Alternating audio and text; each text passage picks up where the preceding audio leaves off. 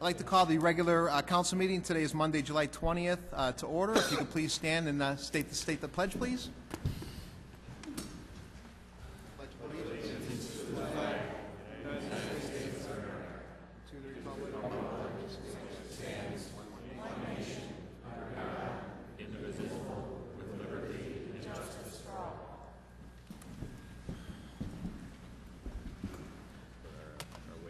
At this time, to make the meeting official, I would ask Clerk Spencer to call the roll to establish a quorum. Gudenkopf. Here. Pezza. Here. Shea. Here. Leader. Here. Rose, absent. Graham. Here. Hipskin. Here. York. Here. Nybo. Here. Healy. Here. Morley. Here. Kennedy. Here. Mulliner. Here. Wagner. Here. 13 present, 1 absent. 13 present, 1 absent. We do have a quorum. At this point, I would now go to the receipt of written communications and petitions from the public. At this time, if anybody has any written communications that you would like to submit to us, please at this time give those petitions to our City Clerk, Patty Spencer.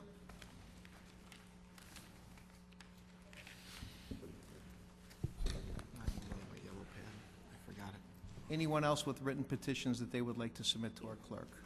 Okay, seeing none, we will now go to our public forum portion of the evening. You could speak about anything regarding Elmhurst matters. You have 3 minutes. We do have a couple of contentious issues on our agenda tonight, so I would ask, if at all possible, for those parties on either side of each of the various issues we have on tonight, if maybe 3 or 4 representatives could be designated from each side to speak, so we don't have repetitive comments, and also so that we can preserve your time, which is very important, as well as the time of the dais as well too. So if you would like to speak at this time, please raise your hand. This ma'am right over here. If you can go to the microphone just to your right, behind you there. You can stand. That's you. Please state your name and your address, and then you've got 3 minutes. And what I'll do also is give you about a 15-second warning, so that you know you've got about 15 seconds left. Okay? Thank you. My name is Angel Allen. I live at 557 Gladys Avenue, and I am in favor of sidewalks. We would like to thank the council for all the time and attention that has been put into the sidewalk project. Tonight we ask for the council to be objective, listen to the facts, and uphold the policy that is currently put in place. We understand how difficult it must be for the residents who have resided on Gladys Avenue for many years to see the community they moved into change over time. The fact is, Gladys Avenue is no longer the community that it once was. In 1974, there were a total of 36 houses on the block. Today, there are a total of 57 houses. With this increase of homes comes an increase in the number of residents and residential vehicles on our block. The remodeling of Barron's Park and the Park District's purchase of the Wagner Community Center several years ago has also brought more traffic through our street as many residents utilize the recreational services. There are at least 45 children residing on our block who are in the 8th grade or younger, at least 29 residing on the north side of the street. There are also at least 4 children attending York High School. That is potentially 50 children, plus parents, walking to school, to church, to the Park District, every day in the middle of the street.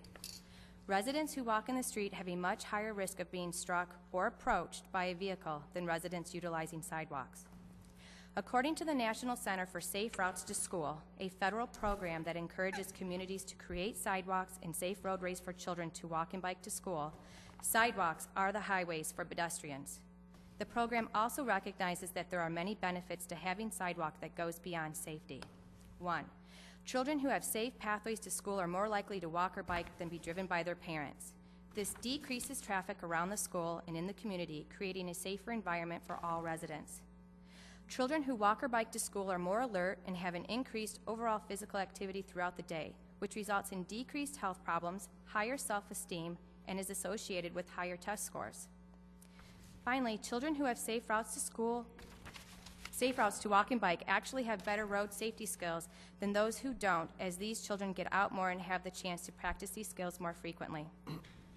Emerson School has designated each Friday during the school year as Walk to School Day. The majority of the streets in the Emerson district have sidewalks to allow a safe path to walk to school. We feel that the city has an obligation to provide our children the same opportunity. While there are many benefits to putting in sidewalks, our primary concern is the safety of all residents. Gladys Avenue is a narrow street that is over 1/3 of a mile long. Cars drive too fast down our street, putting pedestrians at risk every day. We need to be proactive to address obvious safety concerns before somebody gets injured or killed. 15 This would seconds. be devastating not just to the family, but also to the community as a whole. Sidewalks will naturally bring people out, resulting in neighbors getting to know each other more and creating a greater sense of community. We ask that you vote yes for sidewalks, vote yes for safety, and vote yes to uphold the policy. Thank you. Thank you. This woman right over here with her hand up. That's fine. Hi, Selena Moriarty, 154 Willow. I would like to comment on the 12% increase in taxes that this board is considering. We are currently in the worst recession in 5 decades, and everyone has had to reevaluate how they run their finances, personally and professionally. When deficits arise, individuals, families, and businesses must find ways to either cut expenses or to increase revenue. While an increase in cash flow would be most desirable, for most, cuts in spending is the most realistic and effective way to balance the books at the end of a month. In the public sector, there are several ways that we can cut costs, but what governments tend to do is have an option of just increasing the revenue through a taxing process. Inherently, this leads to a lesser incentive to cut spending, and increasing taxes is often the path that the government will take as least resistance. But logic and common sense suggest that this may not be the most efficient way to run a business or even a family budget or a city government. In the last year, this board has voted to raise the city sales tax 50 basis points. Water, sewer, and garbage rates have increased substantially.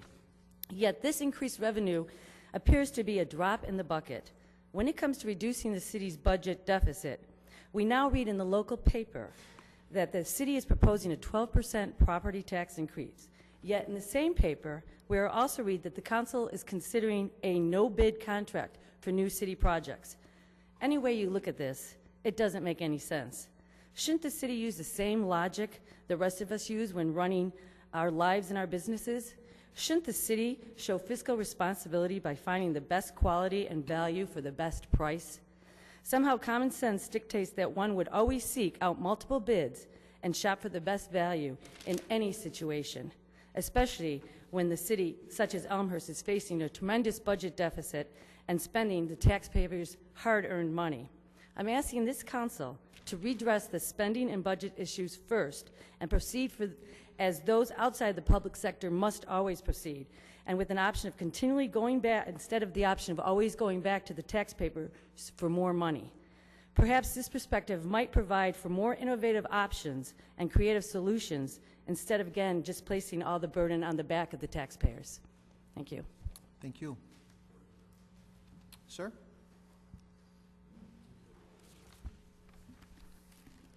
Fernando Del Rio, 541 West Gladys. I'm for the sidewalks and for the SSA. Mr. Mayor, members of City Council, respectfully request that you vote yes for SSA number 12. My wife and I began this process in October of 2007 to significantly improve the safety for all the residents on the guests of our streets on Gladys Avenue. As you know, the city has a policy in place for the installation of new sidewalks. The policy states that we may select one side of Gladys Avenue. The policy does not require the sidewalks to be on both sides of the street. Furthermore, the policy requires a simple majority, 51%, for the residents to obtain new sidewalks. We have heard some say that the vote was 15 in favor and 15 opposed. The only formal survey conducted by the city in November of 28 resulted in 15 in favor and 13 against. Owners in favor of the sidewalks have at all times since the beginning of this process represented the majority. In the formal city vote, 54% of all responding owners were in favor of the new sidewalk and the SSA. In the February 2nd, 2009 council meetings, the Public Works and Building Committee recommended the approval of the sidewalks and the creation of the SSA. In the same meeting, the council voted unanimously in favor of this recommendation. Per the policy, an objection petition to the SSA was the last measure those opposed to the sidewalks had to stop the installation of the new sidewalks. Per the city attorney's conclusion, the objection petition failed. 53% of registered voters were in favor of the sidewalk and in favor of the SSA. We also researched the owners of record at the DuPage County Recorder's Office and found that 54% of owners of record were in favor of the new sidewalks in the SSA. Per the city sidewalk policy, if objecting petitions are received by less than 50%, then the SSA will be created and the city will install the new sidewalks. There is no reference in the policy to the city council having the authority to overturn the majority vote of the residents after an unsuccessful SSA objection petition. Per the city's policy, as the owners in favor of the new sidewalks have represented the majority of this process at all stages, then you, the council members, must vote yes to the sidewalks, must vote yes to the SSA. It does not matter that the vote is close. This council meeting must not be used as an additional opportunity to change the outcome of this vote. This would be inconsistent with the policy as it is written. What will the constituents of Elmhurst think if you disregard the current city policy? What message are you sending with regards to safety? Your yes vote is a vote for safety. Your yes vote confirms that you follow city policies and procedures. We respectfully request that you vote yes for the SSA and for the sidewalks. Thank you for your time. Thank you, Mr. Del Rio. This gentleman right here.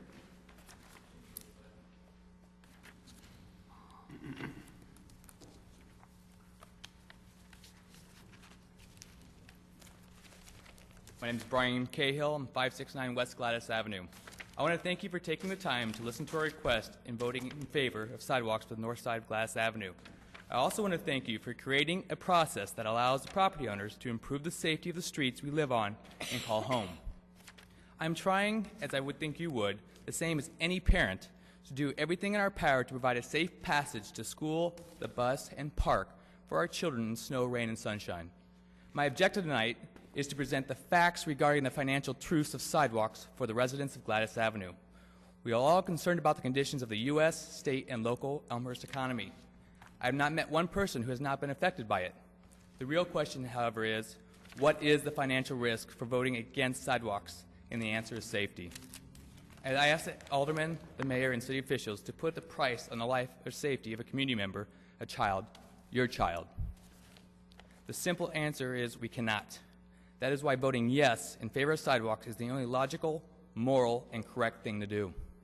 The city engineers provide an estimation of the project, and pulling the public records for each city property's assessed value, I have figured out the approximate amount each property would be responsible for by using the rules set forth by the Special Service Area Worksheet. The total north side 2008 equalized assessed value is approximately $4.7 million. The total estimate cost of the project is approximately $160,000. The total yes votes represent 67% of the project cost, that leaving the no votes representing only 32% of the total cost. These numbers clearly show that 2/3 of the cost to the homeowners will be covered by the yes votes. Based on an interest rate of 4% and an SSA period of 10 years, I have calculated that the average yearly cost to be approximately $416 per household for the yes votes, and $228 for the no votes, which comes out to less than $19 a month for those houses opposed. And that is before tax deductions. Isn't our children's safety worth $19 per month? The answer is yes. As I mentioned above, we've all been affected by the economy. To give you a demographic of the yes votes, there are over 8 single-income families, of which 3 are single mothers. These families are willing to figure out how to budget in tough times in order to provide a safe passage for all of our community members. In my letter to our respective aldermen, I have said that I am willing to financially assist those families that have documented needs such as fixed income or those who have recently lost jobs. We want to work with those families to bring the block together. We respect your opinion, dedication, and efforts in making our community a safe and enjoyable place to call home. We provided an option for special financing, and we have now asked that you respect our efforts in providing a safe passage for our families, neighbors, and children, and we urge you to vote yes in favor of sidewalks. Thank you. Thank you. The woman in the back.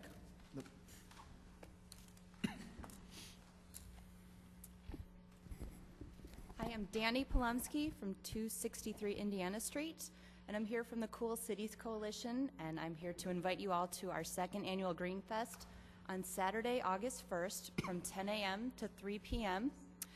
And also here to raise awareness about something that's still part of our scope, but possibly not as publicized, and that's environmental toxins. And in doing so, we are giving away one free hair testing kit. And I have names of our elected officials in this hat, which I will pull out. But I first want to tell you a little bit about this hair testing kit. We have mercury in our environment. It's pervasive. It causes neurological deficits for people who have too much mercury in their system, as well as women of childbearing age. At this point, 1 in 5 women in childbearing age have unsafe levels of mercury in their blood. To them, if they deliver a child with unsafe levels of mercury, that child is at risk for developmental delays and neurological deficits. So hopefully we can start to realize what our impact is on our water, our air, and how it affects us. And a little bit about this hair testing kit. It is provided jointly by Sierra Club and University of North Carolina, Asheville. And what this seeks to do is whoever wins this, send in a portion of your hair. It'll give you directions. And this lab will tell you if you have more than 1 microgram of mercury per 1 gram of hair, and if so, that's an unsafe level of mercury in your system. So, everybody, before I pull the name, I want to remind you, August 1st, 10 a.m., and all day. We've got a lot of great things going on, vendors, food, activities for kids in Wilder Park. And the lucky winner of the lead hair test kit is Alderman Leader.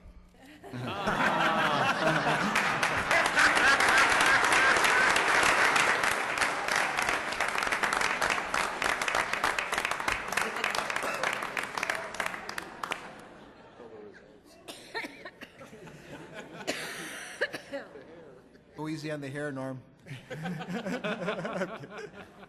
Mr. Revelletti? John Revelletti, 625 West Gladys. I've been there 42 years without sidewalks, and their safety feature, I can tell them there's never been any kid hit on any of the 9 streets.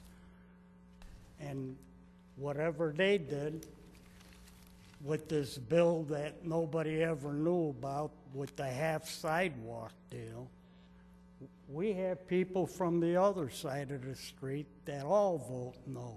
They don't want sidewalks on either side. So I don't know where they come up with this stuff. It should be both sides of the street full. Thank you. Thank you, Mr. Revelletti. The gentleman here with the glasses. My name is Claude Pagach. I live at 566 West Gladys. I happen to live on the south side of the street. This is the 3rd time sidewalks have been brought up since I lived in the area. First 2 times it gets voted down. The most I've heard about this thing is it's a dead heat on the other side. Now, I won't argue about the fact that maybe trees and bushes, that all can be replaced. But there are people that have lived on that block for a long time. They raise children, they walk down the street. I see them walk down the street because I leave early enough.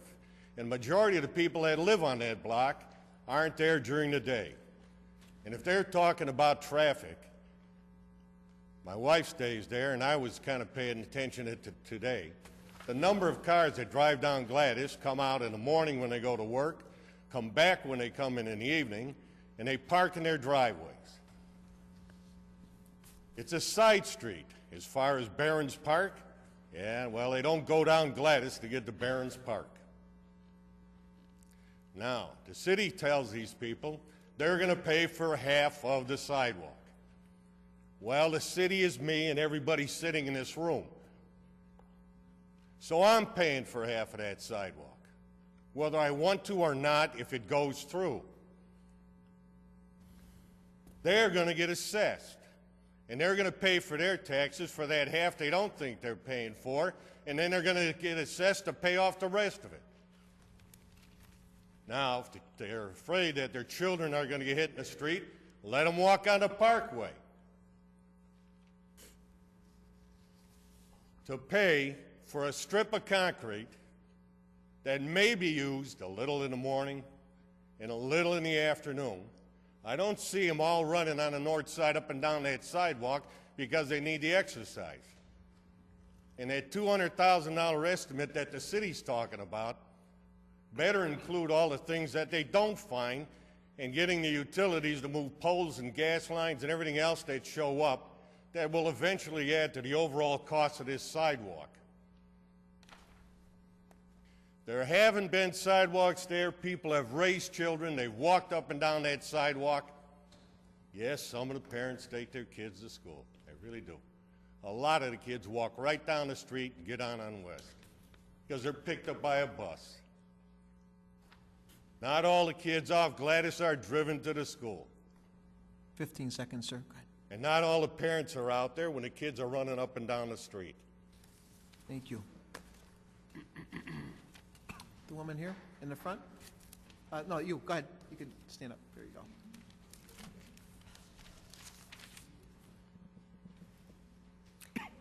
My name is Annette Armstrong, and I reside at 210 North Addison, Suite 501, at the Market Square Condominium Complex. I'd like to thank Mayor DeCiani for his efforts to bring effective change to Elmhurst and for appointing citizen task forces for increased public participation. I really appreciate my alderpersons, Diane Gutenkopf and Paula Pezza, who make themselves readily available, display extraordinary common sense, and are eager to learn and grow as elected officials. In light of projected Elmhurst budget shortfalls, it is my observation that capital projects must be considered in the context of the budget and economic climate. I ask the mayor and council to consider the following questions prior to voting on capital projects such as the large parking garage. Number one, what studies were used to establish the need for additional parking garages? For example, what is the usage factor on existing garages and city lots in downtown Elmhurst? Number two, in order to provide this garage, and I guess there's another proposed one, the city will be taking more property off the tax rolls. Have there been calculations to determine if this construction is actually a net gain for us? And have the annual maintenance costs of the garages been taken into consideration? Number three, how does the city know that the design build fee of 3.8% is a good rate for the city given the current competitive bidding climate? And four, what is the scope of work for the construction manager? Typically, they act as owner's reps. Will the city of Elmhurst have to hire the subs, bond them? Will we hold the contracts? Those are questions that need to be answered.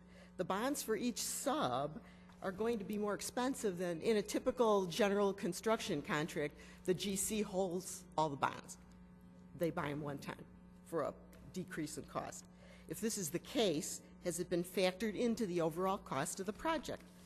The Hahn Street development is stalled, so a good question would be, why are we moving forward with another capital project, given the current financial and market projections, which aren't very hopeful for condominium complexes? I want to thank the council for taking the time to listen to me on this issue. I appreciate the dedication and effort that each one of you puts in making Elmhurst a great city. Thank you. Thank you. Gentleman over here to my left. My name is Kyle Whitell. I live at 585 West Gladys, and I am in favor of sidewalks on Gladys Avenue. When we started this process almost 2 years ago, we did so in good conscience, thinking followed and met the requirements of the sidewalk policy, that we would be able to get sidewalks for our block. Yet despite meeting these requirements on multiple occasions, we find ourselves here tonight still searching for an answer as why the Elmhurst City Council is voting on whether or not sidewalks will be installed. Not voting to approve what the majority voters have already decided, and basing your decision on factors unrelated to the majority vote would ignore a policy that a previous administration worked so hard to create. I'd ask you to consider how this would have applied to your election if, after receiving a majority of the vote, a group of unrelated individuals told you that they needed to independently decide the outcome. But first, they were going to listen again to those that did not vote for you. And perhaps this dissenting group had a louder voice than the majority voters. Perhaps this group had more political influence, yet still a group that did not garner the requisite number of votes. We've heard that we're here tonight because this was a close vote, but there is no dispute that those in favor of sidewalks have prevailed on multiple occasions by a few votes. I'd ask how many of the decisions made in this room have been decided by a simple majority. And history has repeatedly shown the power of even just one vote. One vote was needed to approve independence from England. One vote has been the deciding margin on occasions to admit states into the Union. And in 1920, Tennessee was the last state to ratify the 19th Amendment, and it did so by only one vote.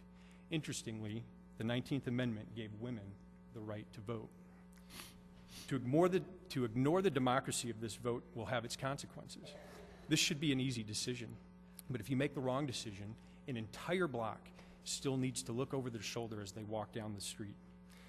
How might the Elmhurst voters react to a city council that votes against safety?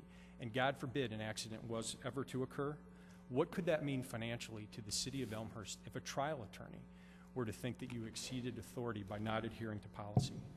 We came here as a group tonight to demonstrate why this is so important to us. The safety of our children and everyone in the Gladys Avenue community is what's being decided tonight. There are several moms with a lot of children who walk that street every day, all day. We have demonstrated that we have met the requirements of this policy every step of the way, and those opposed to sidewalks have not.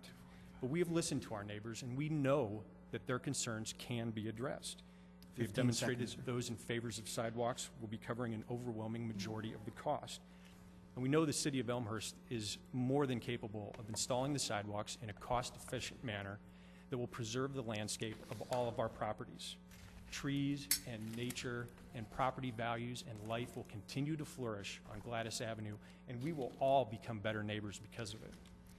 As a parent and as a resident of Elmhurst, I ask that you affirm the decision that has already been made to install sidewalks on Gladys Avenue. Thank you, sir. I thank you for your time tonight. Thank you. Rich?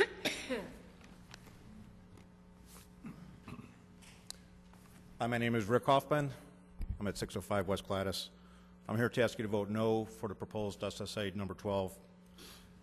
First of all, I do want to acknowledge that there was a process that was followed by the neighbors on our block to get to this point. But frankly, I think the process was flawed.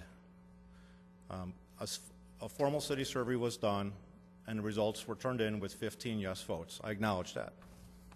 But there are 30 residences defined in the SSA. No matter how you do the math, 30 divided by 15 is not a majority. So we need to look at the process. That was a flawed process that got us to this stage tonight. So it's one of the outcomes of this session. I hope the City Council will address this in future Public Works Committee meetings. A lot of talk about safety tonight. Been a lot of our neighbors who have been here for many years, you can see how divisive this issue is. We got basically each room, half of each room is taking their position. But there, again, let the facts be clear today. There has been no reported accidents on Gladys Avenue. We are west of West Avenue. We are not in the traffic pattern to go to Barron's Park. So there would be no additional traffic as a result of the hub. We talked a little bit about, in the past, about some of the environmental impact that this is going to have on the mature homes. You know, the newer homes that have been developed over the last 5 years or so, the developers of that property had to completely rescape the land. They had to remove the hills that were there and the mature trees. Those of us who haven't gone through that process would have a pretty significant impact tying into any changes made as a result of the sidewalks. I will personalize it. There are 4 of us in the middle of the block who have a pretty severe terrain. I think there's going to be severe driveway and possibly landscape repair. 2 of the houses, possibly even structural change to their house if we're not careful if there's changes made. And I guess just to kind of sum up our position here, again, I asked the City Council to vote no to the SSA as it's written today. It includes 30 homes. There's only 15 that have acknowledged they're in favor of it through the formal city survey. I do ask that you look at alternatives to address safety concerns, such as temporary markers in the street, seasonal bumpers, change the speed limit, do other things to help address those issues. I don't want to ignore them. But I also ask you to look at the process that got us to this point tonight and work to improve it. 15 seconds. Finally, Mr. Hoffman. I just want to say thank you to all of the aldermen who have taken the time, the personal time, to come down our block in the last few weeks. I know this is a Ward 2 issue, but I just want to say thank you to all for taking the interest in giving us, both sides, a good opportunity to state our case. Thank you, Mr. Hoffman. Rich?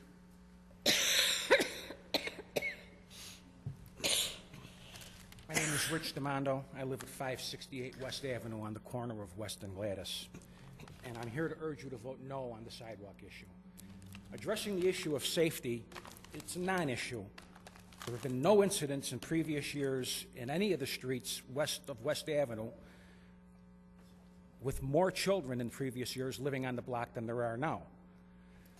Studies have shown that putting sidewalks into non-urban areas where there are none before causes drivers to be less cautious to pedestrians in general. People will actually drive faster because they're not watching for kids, bikes, skateboards, etc.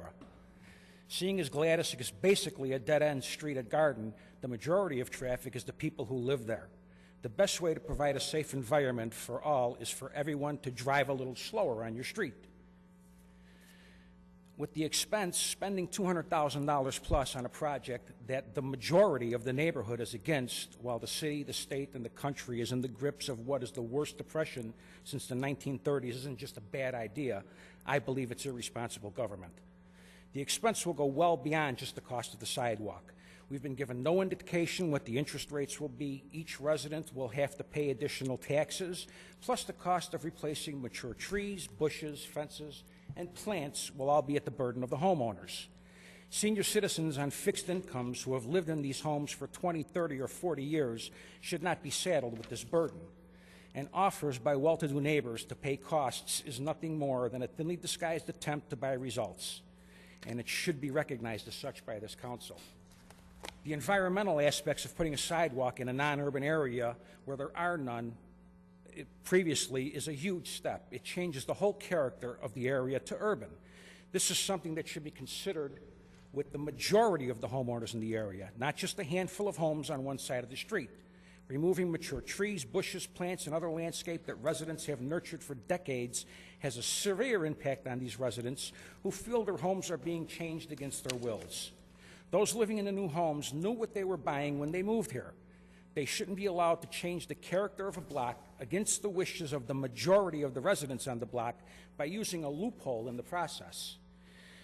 For as long as I've lived here, 22 years, the process has always been for the whole block to vote for any changes on that block, not just one side. This loophole in this process was put in place by the previous administration to aid one of their cronies to circumvent the process in another situation exactly like this. This loophole, if allowed to continue, will have a whole neighborhood bending to the will of literally half the homes on one side of the block. And don't be fooled by the spinning of the numbers. 15 out of 30 is half the homes. What's next? Paving one side of the street or lights on one side of the street? This loophole reeks of the cronyism of the previous administration and shouldn't be allowed to continue. The loophole shouldn't be allowed to put seniors and the very people on whose backs this neighborhood was built in debt for the next 10 years and in fear that their homes that they've lived in for decades can be changed by the whims of a few well-to-do newcomers. I urge you to vote no. Thank you. Thank you. Anyone else? Gentleman over here. There we go. I'm Ron Bottens, 652 Van Auken. I'd like to address the problem of absentee landlords in North Elmhurst. They're using taxpayer money to pay for homes. A gentleman approached us here a couple of weeks ago, passing out his business card saying to call him if we have trouble with his tenants. maybe the city council could have, could check into, if these properties are going to be treated as commercial properties, maybe we should require codes that include sprinklers or whatever to slow this, this particular gentleman had 8 properties, and he said he would buy more, but the bank wouldn't give him the financing. Now, if you're going to affect the neighborhood with Section 8 housing or whatever, we should have some sort of regulation or control over what our communities are turning into. They've affected our parks, Crestview Park. We've got cameras up there now because of problems. I'd like the city council to address this problem and see what they can do about it to slow down this investment of speculators. Thank you. Thank you.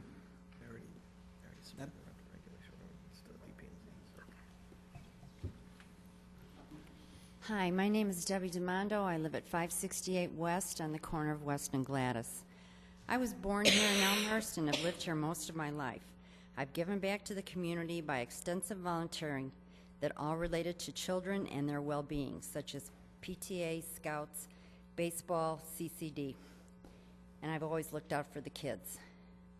I've always felt a real sense of community here in Elmhurst. And I feel that the community is being torn apart by people who don't really care about their neighbors' feelings. I take a lot of pride in my home and yard, as do many of my neighbors who are against sidewalks. I've been training, I'm going to go personal here. I've been training a vine on my chain link fence for 20 years, and kind of a living fence, if you will. We'd probably be losing the fence and the vine, and that would change the whole look of my yard, and not for the better. Who'd pay to replace the fence? Me, that's who. And 20 years of work down the drain. I've always taught my children the rules as far as being safe, and feel that parents are ultimately responsible for their children. Please vote no, and thank you very much. Thank you. Ma'am? My name's Joanne Callahan. I live at 130 Larch Avenue. We haven't heard as many discussions tonight about the parking garage as I was expecting, but I know many here in this room are concerned about the lack of bids over the Larch Avenue parking garage. I believe the city officials have heard that loud and clear. However, delaying this project to go out and accept bids from other management firms at this stage of the game would be irresponsible. The building is being torn down as we speak. If you're concerned about your tax dollars, I can assure you that gathering additional bids, evaluating them, and starting the whole process over will ultimately cost taxpayers more money. As a Larch Avenue resident, I certainly was not thrilled with the prospect of a parking garage going up at the entrance to my neighborhood. It took a bit of effort on our part, but after hearing our concerns, Tom Borchert and his team, along with the developers, have listened and involved us in the process. Somewhere along the line here, politics got involved, and I think it was around election time. While it's really easy to make the argument that all projects like this should go out to bid, there are very legitimate reasons not to multi-bid projects. As an employee of McMaster Car Supply Company, I could cite a number of examples of large capital projects where we have not gone out to gather multiple bids. Those were wise business decisions that a very profitable business has made. For this project, one of the reasons was the inability of the city to acquire the property on its own. I'm confident that Tom Borchert, his team, and the members of the council involved in this project have the best interests of the community and the taxpayers in mind. We have a vibrant, thriving community that is holding up reasonably well during one of the worst economic periods in our lifetime. Let's trust that our leaders will do their job, and let's move forward with this parking garage. Thank you. Mr. McDonough?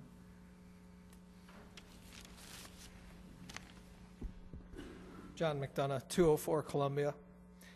On tonight's agenda is another no-bid deal, this time for construction management of the parking deck. The prior administration proposed numerous no-bid deals, And following the recent election, a continuation of this pattern indeed seems troubling to taxpayers. You'll be told that this is a professional service agreement, which does not require competitive bidding or qualification. This raised the question as to why these contracts are usually bid or qualified, and it's simple. So we know we got the best price and the best people to do the job. You'll be told that time is of the essence, that we're in a hurry, we must break ground during the construction season this fall. However, you still have to go through a zoning process that's going to take about 3 to 4 months, and that time would be well spent bidding or qualifying the work to show you got the best deal for the taxpayers. You'll recognize the name of the firm as being connected to the owner of the property that you purchased for the deck. You'll be told that this package deal saved the city money, but you won't be told whether this is a binding contractual obligation. The fact is that if it was, you wouldn't be here voting on it tonight. So shame on the company for not putting it into the contract. But why is that the taxpayer's problem? Well, you'll hear that you must honor some past handshake deal to maintain the city's credibility with the business community. But what about the credibility with the taxpayers? Since you don't have a full disclosure ordinance for city contracts, the taxpayer will not know whose hands are being shaken and who's making money with their tax dollars. With taxpayer money, handshake deals are never a good way to do business. This past spring, there was an election. Many people said this people had spoken, and they demanded that you remove the acrimony from this chamber. However, you simply change the faces, and you don't change the procedures. You're going to face the same old arguments, but with new faces. The problem is transparency and trust. You need to end no-bid deals. You need to pass a full disclosure ordinance for contracts with the city. You need to reduce the number of closed executive sessions you hold. In general, you need to institute policies of transparency that will restore public trust and reduce the temperature in this chamber. In the age of Blagojevich, don't use the tired old approach of asking us taxpayers to trust that you're doing the right thing for us. Instead, it's time you proved it to us. Thank you, sir.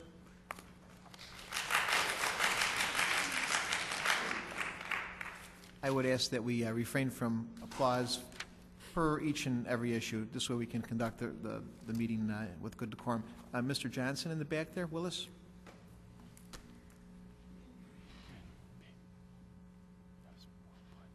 Willis Johnson, 603 Rogers, Downers Grove.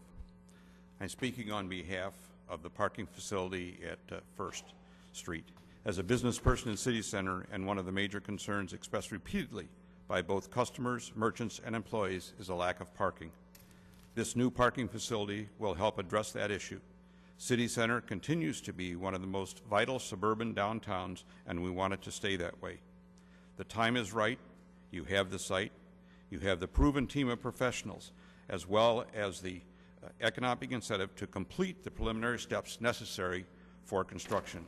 Time is of the essence. With the construction market what it is, prices have never been lower. Next year, we hope the economy will be improved, which will only lead to higher prices and longer lead times.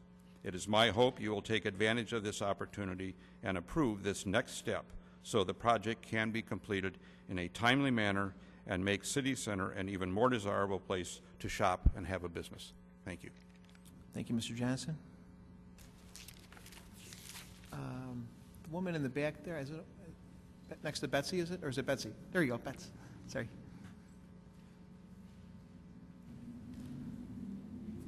Good evening. My name is Betsy Hanisch, and I live at 464 Knollwood Drive in Wooddale. Our family has owned a business in Elmhurst for over 30 years. My husband has a business in Elmhurst, and I sit on several boards here in Elmhurst. And it's very clear to us that there has been a need for parking near the downtown for many years. And I would like to encourage the City Council to move forward on this project. We were involved with construction projects many times with our own business, and oftentimes the cheapest bid is not always the best bid. And I encourage you to move forward with this good contractor and get things moving. Thank you. Thank you, Betsy. The woman right up in front here in the orange. There we go. Hi, I'm Pat Hoffman. I live at 605 West Gladys. I want to thank all the aldermen for taking the time. I'm sure you were annoyed by phone calls, and you were very supportive and acted like we weren't bugging you that much, but we were, I'm sure. Anyways, this is very personal for all of us. When I feel like we don't have a lot of PR, we're all talking from our hearts and our love for the block that we are in. I've been a resident for 51 years. I raised 2 kids here. I'm a gym teacher for 23 years. Do I love kids? Absolutely. Do I want them to play? Absolutely. One reason we buy the houses here on Gladys was our big yards. This is where children play, in the backyard, okay? They use their sidewalks if they want to walk somewhere. We don't need to. And then somebody said they walk in the middle of the street. Well, they should be taught to be walking on the side of the street and learn how to ride a bike on the side of the street. That's what we taught our children, and that's why we have no accidents for as long as these residents remember. What really upsets me is our block is so torn apart. And that really upsets a lot of us that have been together. I do want to thank you, though, because I really got introduced to my people I haven't seen in so long. We get so settled in our lives, I forget that there's people that way down the end of the block. So I thank you for that very much. I'm in smack dab in the middle of the block. I'm a Gladys Kravitz. I know everything that's going on. And I'm telling you, we have the safest block that there is. There is just no reason to change it, and I don't want to lose my trees as well. Thank you very much for all your time and effort. Thank you. Anyone else? Mr. Quigley?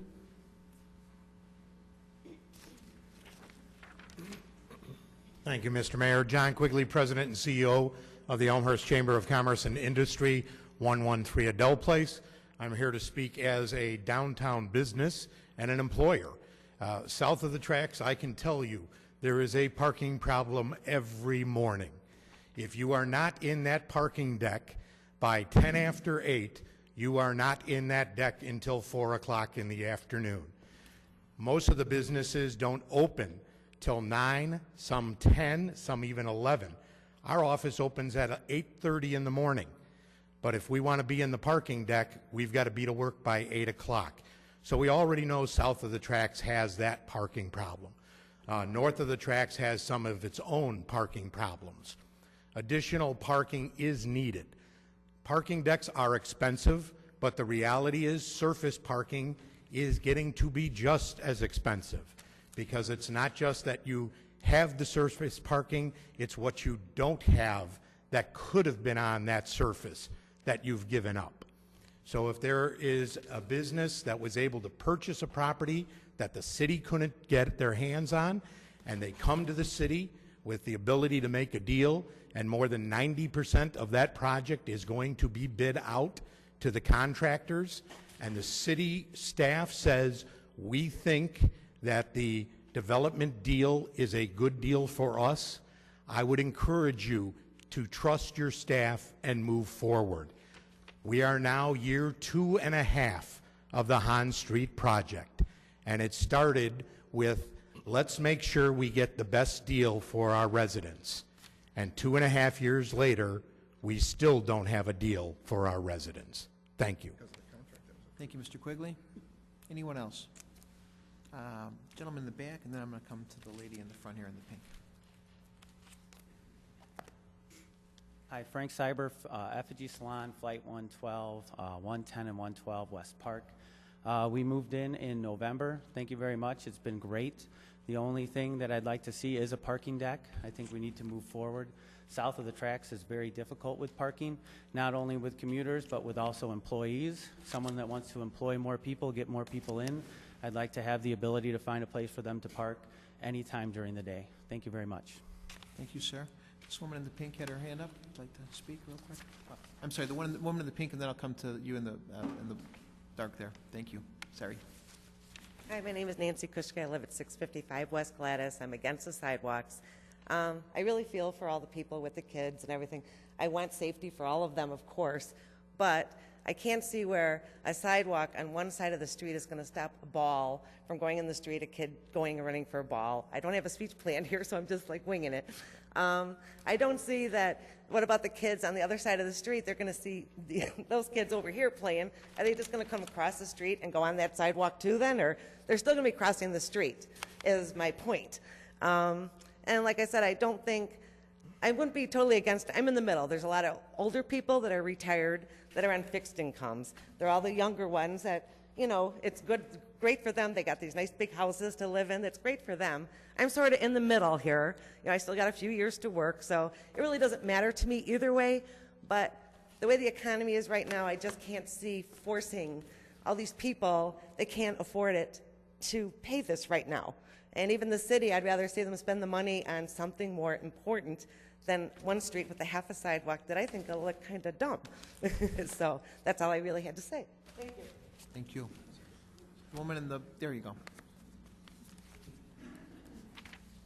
Hi, Liz Ambrosi, 139 Oak Street. I'm not prepared. I just wanted to comment about the large street parking lot. I don't think the issue is whether or not we need parking, as someone stated, or let's not get the cheapest bid. That's not the issue. The problem is here we're not getting any other bids. I'm really surprised that this is even being discussed, that anybody in any business, in any home, anywhere, would ever go for would sign any contract with anyone without getting other estimates. It just simply doesn't make sense. So this is not about the issue whether or not we need parking. I just can't even understand why we're even discussing this. I mean, we're not saying this is to go with the cheapest bid, but we don't know what kind of a bid we're going with when that's the only bid. I mean, it shocks me. It absolutely shocks me that it's even on the table. Call some people up, get some estimates. Okay, I know that it's not just an estimate, but it's just, I think it's insane.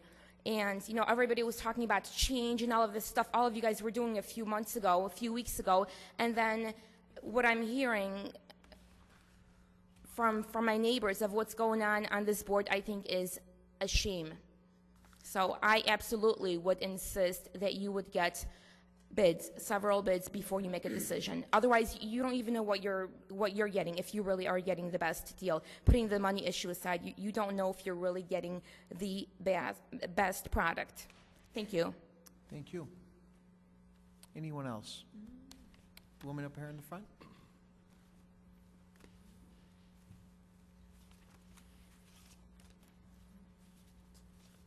Hi, my name is Pat Consolino. I live at 659 West Gladys, I'm almost the very end of Gladys Avenue by Garden. We've lived here 30-plus years. The majority of the houses from the hill down are the older homes. We've been established. We've been here a long time. Majority of them 30, 40, even 50 years.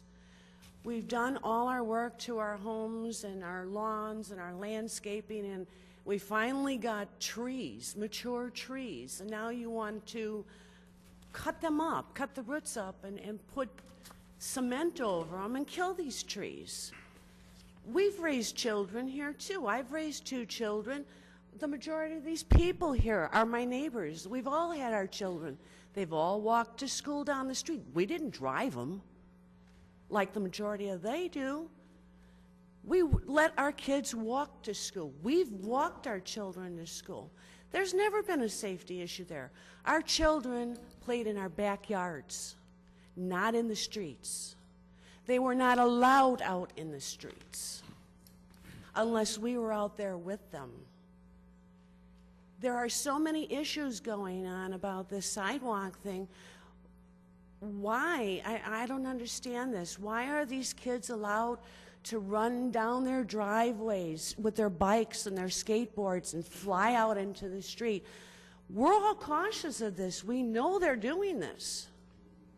A majority of us don't even drive down our streets anymore. We go around and go down other streets because we're so afraid of these kids flying out of their driveways. I just don't think it's a safety issue because there is no parents out there watching them. There is things going on in our area that I don't know if everybody's aware of it, but we have sex molesters, child molesters. We have one that lives 4 or 5 blocks from us, and they let their children out there playing with no supervision. I have grandchildren I watch every day. They're not allowed to play out in the street. They either stay in our yard with us out there or they stay in the house. People have to take responsibility. It's not a sidewalk that's the issue. It's a sidewalk that it's breaking up this whole area. These people here have been here for years. We've survived without a sidewalk. Thank you. Thank you, Miss. Thank you. This Miss right here. Sandra Fermento, 561 West Gladys. I didn't really write anything, but just listening to everybody. We've only been here 4 years, but I don't think that makes that huge of a difference how long you've been on the streets.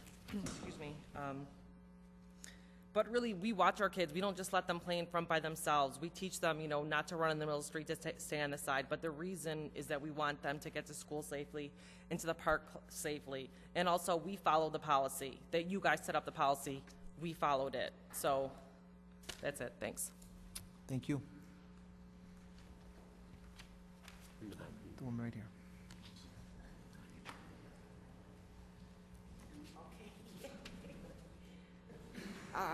My name is Diana Pagach, and I live at 566 West Gladys, and I'm nervous, and I'm not a good speaker. I'm going to make it real short. I've lived on Gladys Avenue for 34 years. Prior to that, I lived on Belden. I grew up on Belden. When I moved into the neighborhood on Gladys, it was a stone road. I was living there for 2 years, and we were assessed to put the street in. It took us 7 years to pay for the street, which when the new construction came in, of course, the contractors wrecked the whole street, okay? But that's not what I really want to talk about. There is no traffic on Gladys Avenue. Years ago, there used to be a few cars that would go up and down. For some reason, there's nothing. I haven't worked for about the last 17 years. I'm home every day. There's nobody. There is no traffic on that street. I don't even see any kids out anywhere. So I don't know why everybody is so concerned about the children and the terrible traffic, because I read in the Independent paper a few days ago about the terrible drivers we have on Gladys. What terrible drivers? It's the people just that live there, come home, go to work, and come home. So, I mean, I'm definitely against the sidewalks because they aren't needed. If they want to put a few speed bumps in there to make them happy, fine and dandy. Those aren't even needed. Thank you very much. Thank you. Ann?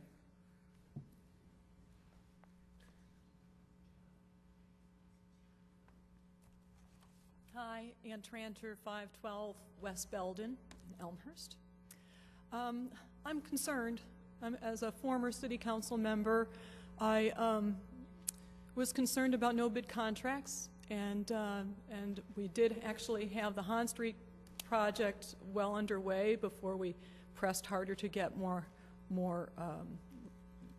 bids and ideas, which is, I think, the proper process. And now we're again in the same situation, and we have a no bid contract, and we've got handshake deals going on behind closed doors, and it's not transparent and it's not right. I mean, it's really straight up. It's what's right and what's wrong, and this is wrong. Thank you. Gentleman back there.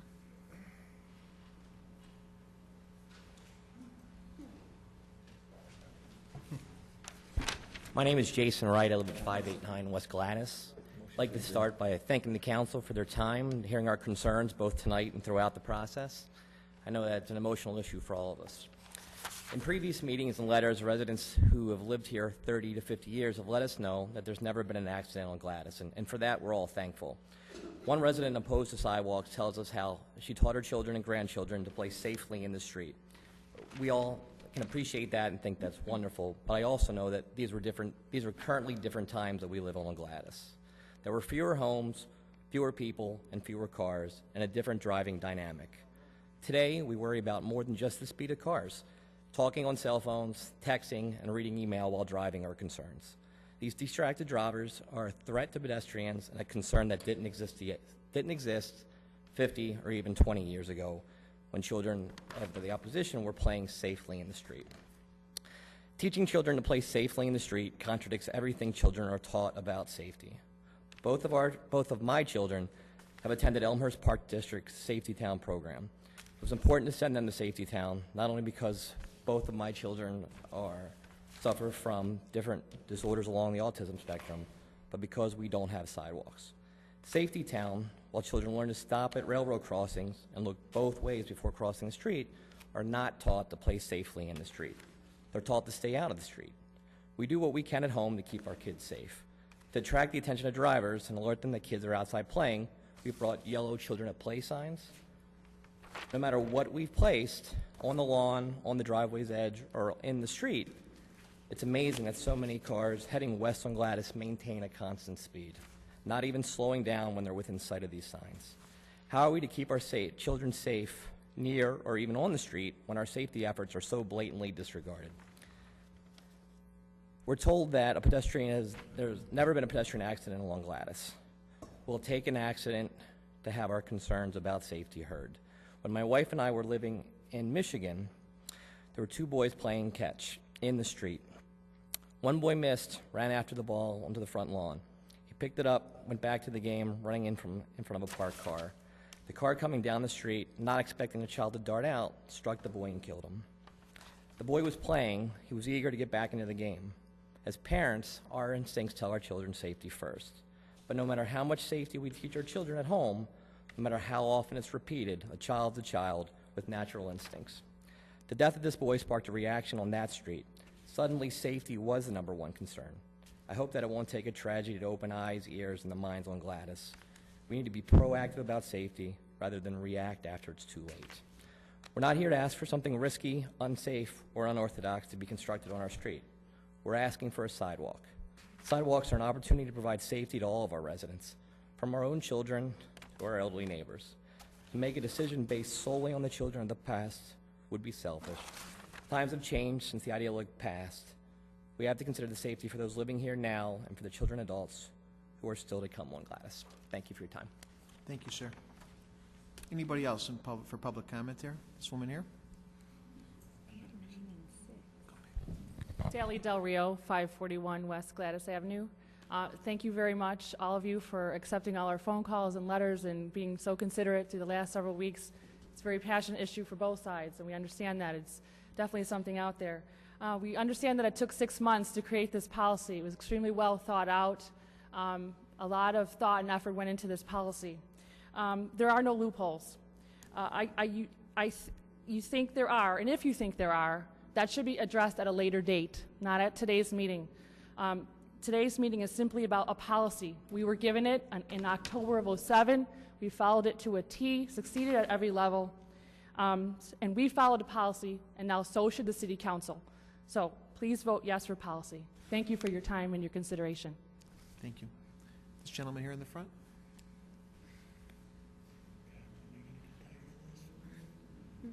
Thank you, ladies and gentlemen. My name is El Consolino. I live at 659 West Gladys. And you'll have to excuse me if I become a little redundant I have a little hearing problem, so with the speakers, the acoustic, sometimes it's hard to make out everything. What I'm really looking at, and child safety has got to be the first and number one issue anywhere in the city of Elmhurst or around the country.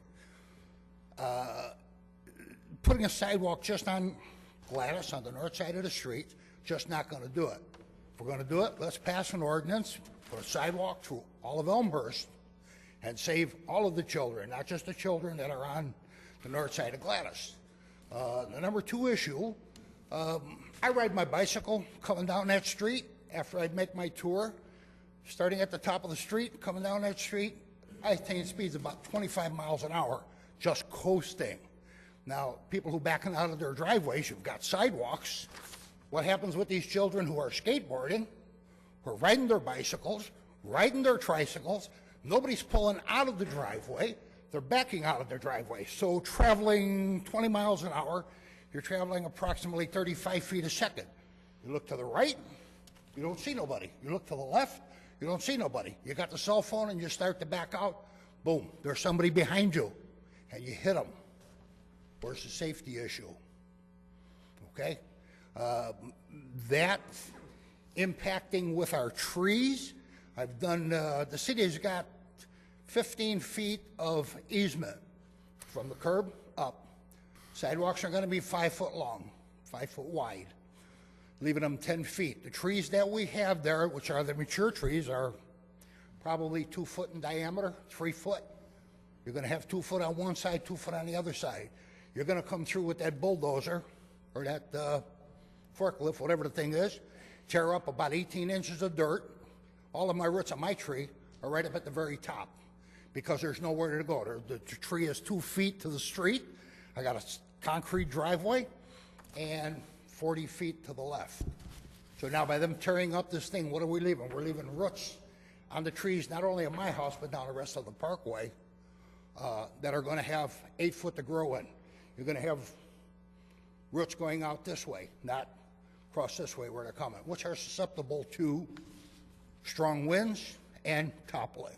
So, you know, and another thing is if we do put these sidewalks in, are we going to pass an ordinance? I mean, I know they have the thing down in the village, downtown, no bicycles, no skateboards. Is this going to be in the whole village of Elmhurst? 10 seconds, keep on going. Okay. You keep on. So that's it. Thank you. Thank you, thank you. Anybody else for public comment? Mr. Chair? Yes. Considering time?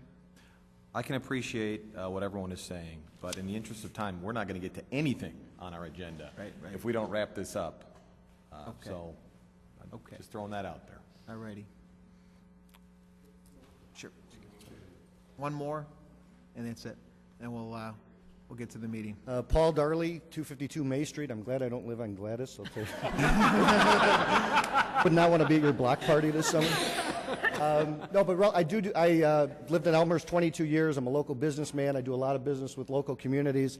I don't think it's totally unheard of to have bids that are only one bid on a particular project. While it is unusual, I do think we've, as our city managers and the folks who have been deeply involved with this project, I think you have a sense of what is a good deal, what is not. You have benchmarks relative to what these type of things would cost.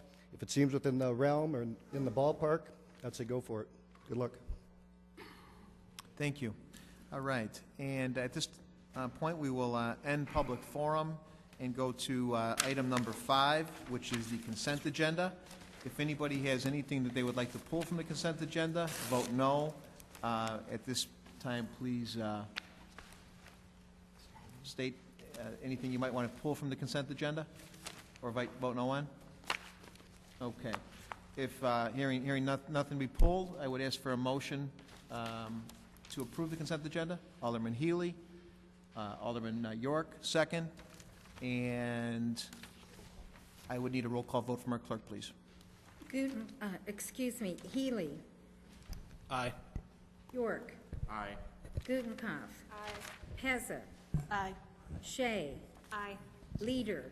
Aye. Rose, absent. Bram. Aye. Pipskin. Aye. Nybo. Aye. Morley. Aye. Kennedy. Aye. Mulliner. Aye. Wagner. Aye. 13 ayes, 0 nays, 1 absent. 13 ayes, 0 nays, 1 absent. That motion, the consent agenda does carry. At this time, I am going to, out of respect for everyone's time, move the Gladys sidewalk issue up in the agenda so that you're not having to wait till the end of the meeting to vote on, to hear your vote, okay? So out of respect for your time, and if that's okay with the council, out of respect for the council's time, would that be okay if we went ahead and moved this agenda item up? In addition to that? Okay. Is it City Attorney? Yeah. City Attorney Strina, do I need a motion or a second to move that up on the agenda? It probably would be the best practice to have a motion to go out of order and Okay. take item 8A. Okay, I would need a motion and a second to take item 8A out of order and move that up in our agenda. Alderman Hipskin, Alderman Wagner. Roll call on this, or all in favor? Aye. Anybody opposed? Okay. That motion does carry, and we will now address the Gladys Avenue sidewalks ordinance. I would ask Clerk Spencer to read the ordinance establishing the SSA. Okay, second. Sorry, Patty, I moved you around a little bit there. In order now, I'll have to. Okay, I'm ready. An ordinance establishing special service area number 12 for the city of Elmhurst, Gladys Avenue. All righty. At this point, I'd ask for a motion and a second so we can get this item on the floor, please. Alderman Hipskin, Alderman York. Discussion. Alderman Leader. Okay. Former Mayor Tom Marcucci was right when he said taxes are easy, but sidewalks are hard. Sidewalks pit newer residents against older residents, younger people against older people, people in larger, more expensive new homes against people in smaller, older, and usually far less expensive homes. People who are in the prime of their working lives against people who are retired. People with younger children against people whose children have long since grown up and left the nest. And people in relatively comfortable financial circumstances against people in very modest circumstances. The people who favor sidewalks are concerned about the safety of their children, and aren't we all? For them, sidewalks represent certainty that it will be safe for their kids to walk to school and to go out to play. They are convinced that Gladys, without sidewalks, represents a terrible peril to their children. Is there a safety issue here? All right, I've heard a lot of statistics, but the facts are there has never been an accident involving a child and an automobile on Gladys in living memory, which extends back over 50 years. For that matter, there has not been an accident involving a child and an automobile on any of the other 8 streets running parallel to Gladys that were part of the original annexation. The traffic on Gladys and the other nearby streets is light and almost exclusively local. And as such, the drivers are aware of the fact that there are no sidewalks and that the foot traffic on the streets often consists of their own children. Further, most parents of very young children drive their kids to and from school. Now, true, there are some 45 young children living on the block, but there have always been large numbers of children living on that block and the other 8 streets of the original annexed area, because they were built at the height of the great building boom and the great baby boom after the end of the Second World War. Are the parents of the present day any more concerned about the safety of their children than the parents who raised their children over the last 50 years on Gladys or any of the other 8 streets? I think not. If there were a safety issue, wouldn't those parents of 20, 30, 40, or even 50 years ago have demanded sidewalks? Didn't they too care very deeply about the safety of their children? They never requested the sidewalks because they never believed there was a safety issue. And some 50 years of history on 9 different parallel streets has proved them right. Now, the history of all this is the original vote was 15 to 13 for sidewalks. Then came the introduction of a never-used-before blocking petition. We never used it before. Now, true, the blocking petition failed by one vote.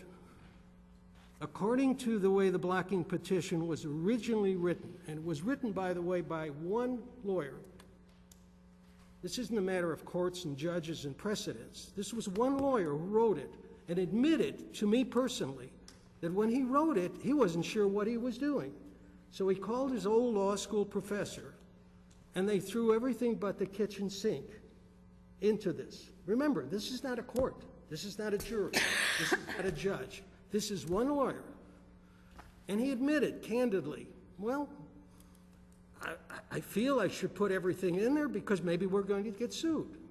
Well, there's certain logic there.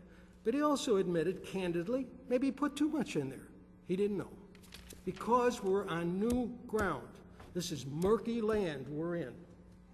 Okay, there are no precedents. Now, further considering this matter, this block was narrowly defined as only constituting the north side. Had the south side been included, it is uncontested that the vote would have been overwhelmingly against sidewalks. One need only count the older, more modest homes versus the newer, more expensive homes. If you doubt the new house versus old house argument, all you had to do was go over there any day this last week. You can go over there right now if you want. And you will see in front of every new house on the north side of the street, every one, a yellow pro-safety sidewalk sign. And there is only one in a modest older home, only one. So all you have to do is cross the street and start counting. And you will see that the older, more modest house far outweigh the newer, more expensive houses. So a true vote, an honest vote, would have clearly been in favor of no sidewalks. All right. What we have here is, in effect, a narrow definition of the block creates an opportunity, a very narrow definition. An opportunity for the few on Gladys to overthrow the undoubted will of the many on Gladys who oppose sidewalks. Is it legal? Maybe. I'm not a lawyer. I'm not a court. I don't know. But I am interested in justice as opposed to mere legality. We are not a court of law. We should be guided by our conscience and common sense. Now, if we accept, which of course we do not have to, but if you want to be bound by a purely legalistic argument that the pro-sidewalk people have, quote, completed the process, unquote.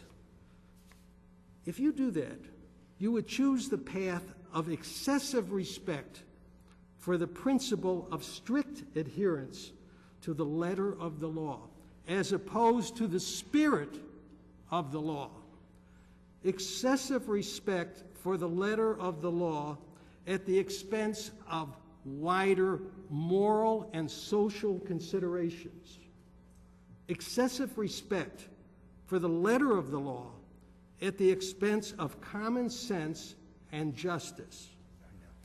Now, as many people have said, and they're true, these are the most difficult economic times since the Great Depression. And elderly people are being hit the hardest. It is no longer accurate to describe people as living on fixed incomes. There are no fixed incomes today because corporate and union pensions are being cut routinely. And then, who can speak with any certainty about the future of Social Security? I can't, maybe you can. It is clear, and I certainly hope not, but it's clear that new taxes may be the only way out of the financial crunch that the township, the city, the county, and the state and the federal government are all facing.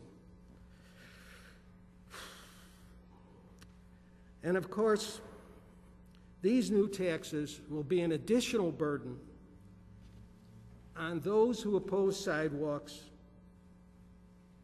on Gladys. Senior citizens who represent the most economically vulnerable of the residents, not only on Gladys, but in Elmhurst. Now, make no mistake, this is a very difficult vote for me. This is my ward. These are my people, all of them, both sides. I can see the rights and the wrongs, believe me. They're all my constituents. But I tell you something, from the bottom of my heart and soul, I simply do not believe there is a safety issue here. If I did, I would not hesitate to vote for sidewalks. But I don't believe it. I simply don't believe it. I believe a vote against sidewalks will not hurt anyone because I don't believe there's a safety issue here.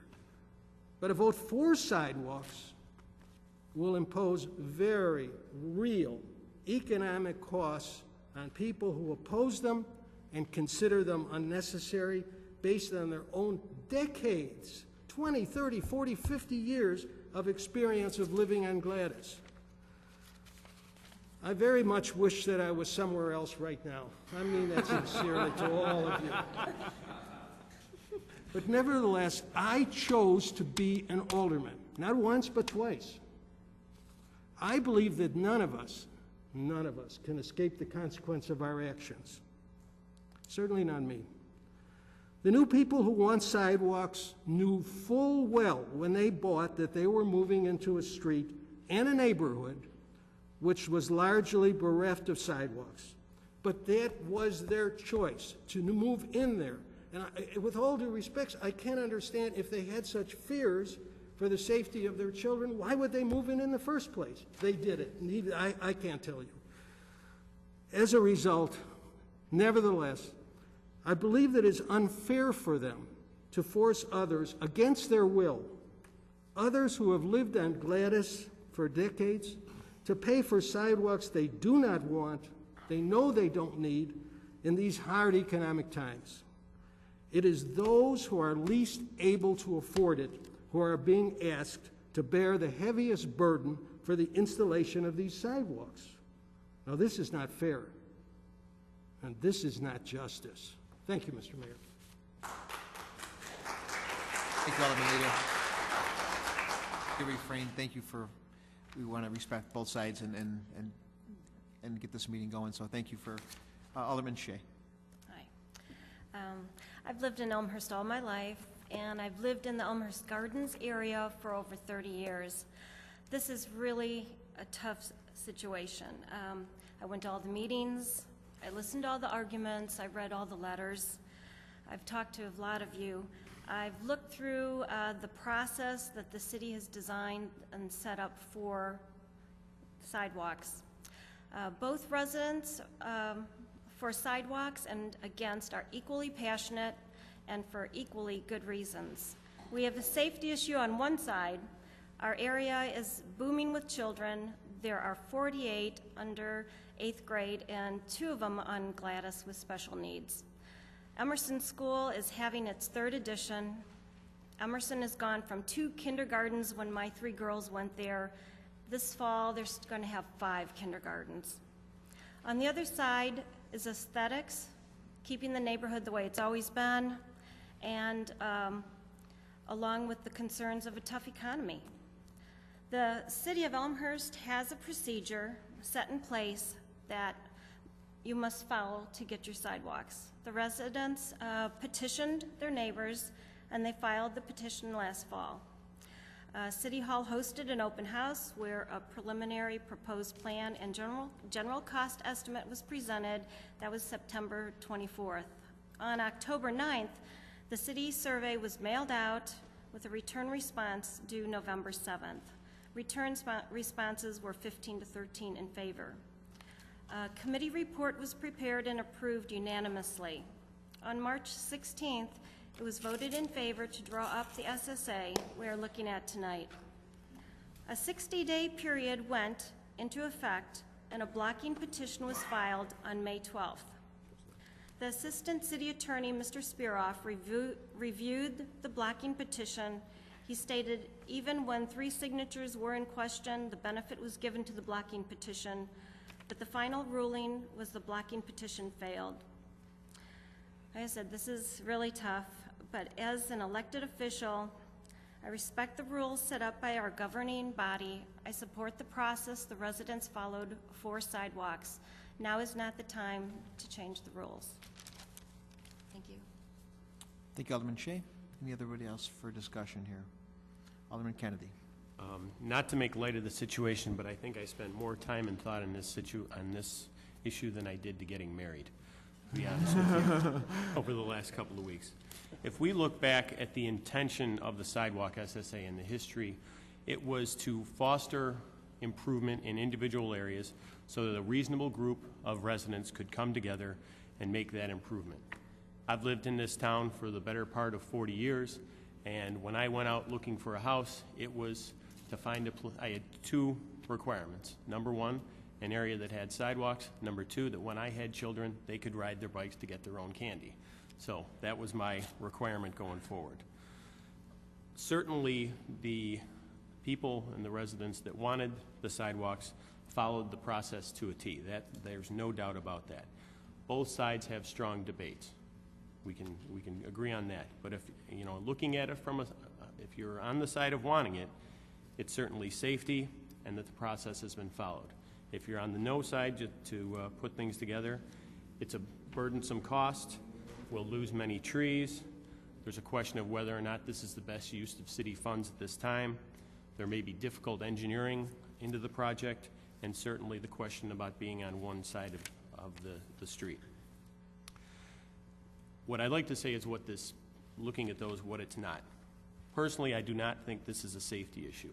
Certainly, walking on sidewalks is safer than walking in the streets. However, walking on the sidewalks is not free of its own hazards. Certainly, we've heard about that there's no history of accidents in this area.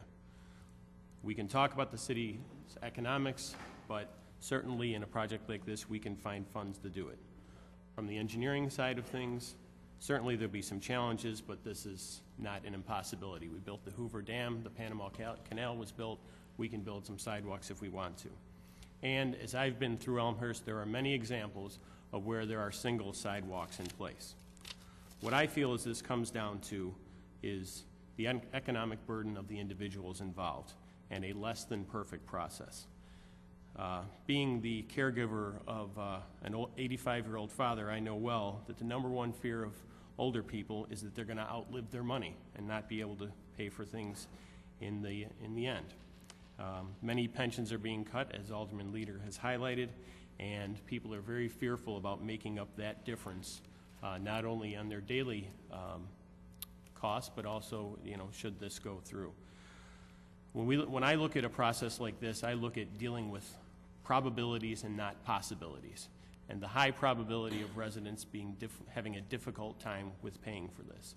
I feel that this is a flawed process, a bad process, so we should not get a bad decision, and therefore I'm against sidewalks going forward on Gladys Avenue.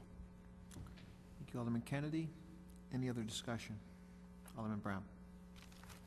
Yes, thank you. I have nothing prepared. I was not planning on speaking to this, considering that I was out on Gladys last night from 7:30 to 9:30. And I'm glad I'm an adult because the street lights were on, and otherwise I hope that all kids were inside by that time. I just want to point out a few facts about the process, and that's been spoke about on both sides of the coin.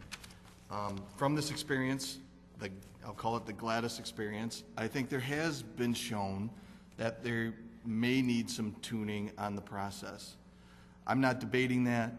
I was a sitting alderman at the time when the process was developed. It was debated very long and very hard, with a lot of the tough questions being asked. My area of town, the 3rd Ward, has a good portion of homes and streets that do not have sidewalks. With that said, I don't have any kids, but I would personally like to see sidewalks on my block. That's my personal choice. A few of my blocks have also petitioned for sidewalks, one of which just recently has received them. And I will say the neighbors are jumping for joy. The reason being, though, it was a greater majority than what we see here tonight. Really what I'm trying to say is that no matter what the decision here tonight is, I hope both sides come back together, maybe host a block party, and reunite, because it's really disappointing to see the very, very big division between neighbors. One resident pointed out tonight that they were, because of this discussion, they met people they haven't seen in years. That's the plus. The negative is the division that I have seen just by walking up and down the street last night. The last point I want to make is that this policy has been debated long and hard, and I personally would like to request that it's revisited again. I'm not saying that changes should or should not be needed, but I think that some of the things that were pointed out here tonight brought to light some things that could be changed, at least in my opinion. But with that, I just have a hard time from a standing process saying in the middle of the process, saying it's no longer valid, and then making an opposite decision. I've been very frank with the people who I've spoken with about this already, and I'll be frank here again as I speak. I'm in support of the sidewalks, not because of the safety concerns, not because of the potential financials, et cetera, but really because we have a policy in place and it has been followed. So, wrapping up, thank you all for your very, very big effort on this, because it really is good to know, no matter what side of the fence you're on, that you are passionate and you take the time to really come out and speak to your officials. So thank you. Thank you, Alderman Brown. Any other discussion? Alderman Morley. Thank you, Mr. Chair. I have I would seek a clarification on one thing, and then I'd like to have the floor back and comment. I think it was Alderman Shea mentioned that there was a committee report that came out, and I did not see that in my packet. I know it was last March. I'd just like clarification on that, what the committee report was, what came out, or was it just minutes? I'd ask City Manager Borchert or our clerk possibly. Mr. Mayor, my recollection is it was a committee report from the Public Works and Buildings Committee Do the SSA. on the original policy on what a sidewalk criteria would be to affect the initiation of a special service area. And I think it was a Public Works Committee, and then approved by the City Council, and the results, recommendations were that there needed to be a reasonable beginning and an ending point for the sidewalk, and it was all of the sidewalk in between those points. It didn't say it needed to be on both sides, it left that open, but did say there needed to be a natural beginning and ending point. Let me clarify, Mr. Chair. Here's my question, my specific question before I get into some of the other issues. Is it the finding of either city staff or some committee that, and I'm seeking one specific point as it relates to this specific SSA in this vote, did the residents who are pro-sidewalk in this case meet policy expectation? And the reason why I ask that is that it's a little confusing. In the policy itself, it says,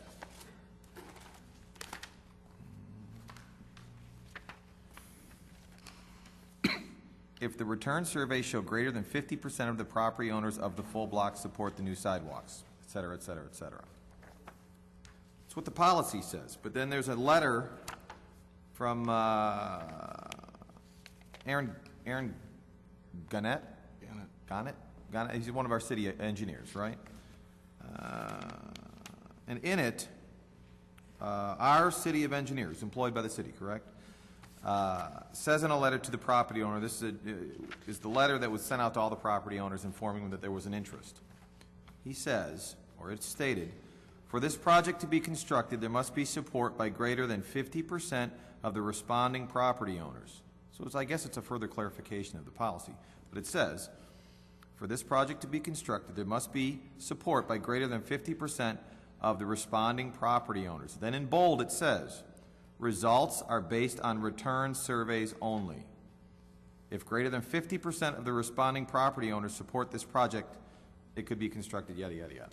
So I need clarification on the policy before I continue with my points.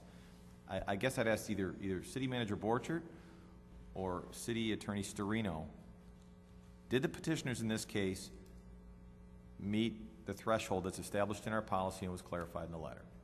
Because I hear that 15 voted for it, 13 voted against it, but I also hear that there's 30 homeowners. I'm unclear, but my supposition, my summation, the fact that it got to an SSA and we're looking at an ordinance, it's the city's opinion that they met the threshold required. If I can get a clarification on that before I get into the issues, I'd appreciate it. Thank you, Alderman Morley. City Manager Borchert. In deference, Attorney Storino wasn't here when this was debated by the committee several times and then by the city council. I was, in my opinion, the threshold of consideration, which is self-imposed by the committee recommending that policy to the city council. The city council have self-imposed that as a process to follow, but that process has been met, or we wouldn't be at this point. Okay. Right. Okay. Now let me make my point then. Good. Alderman Morley? And I'll make this point based on what I've just heard, which is what my belief was, that we're looking at an SSA at this point.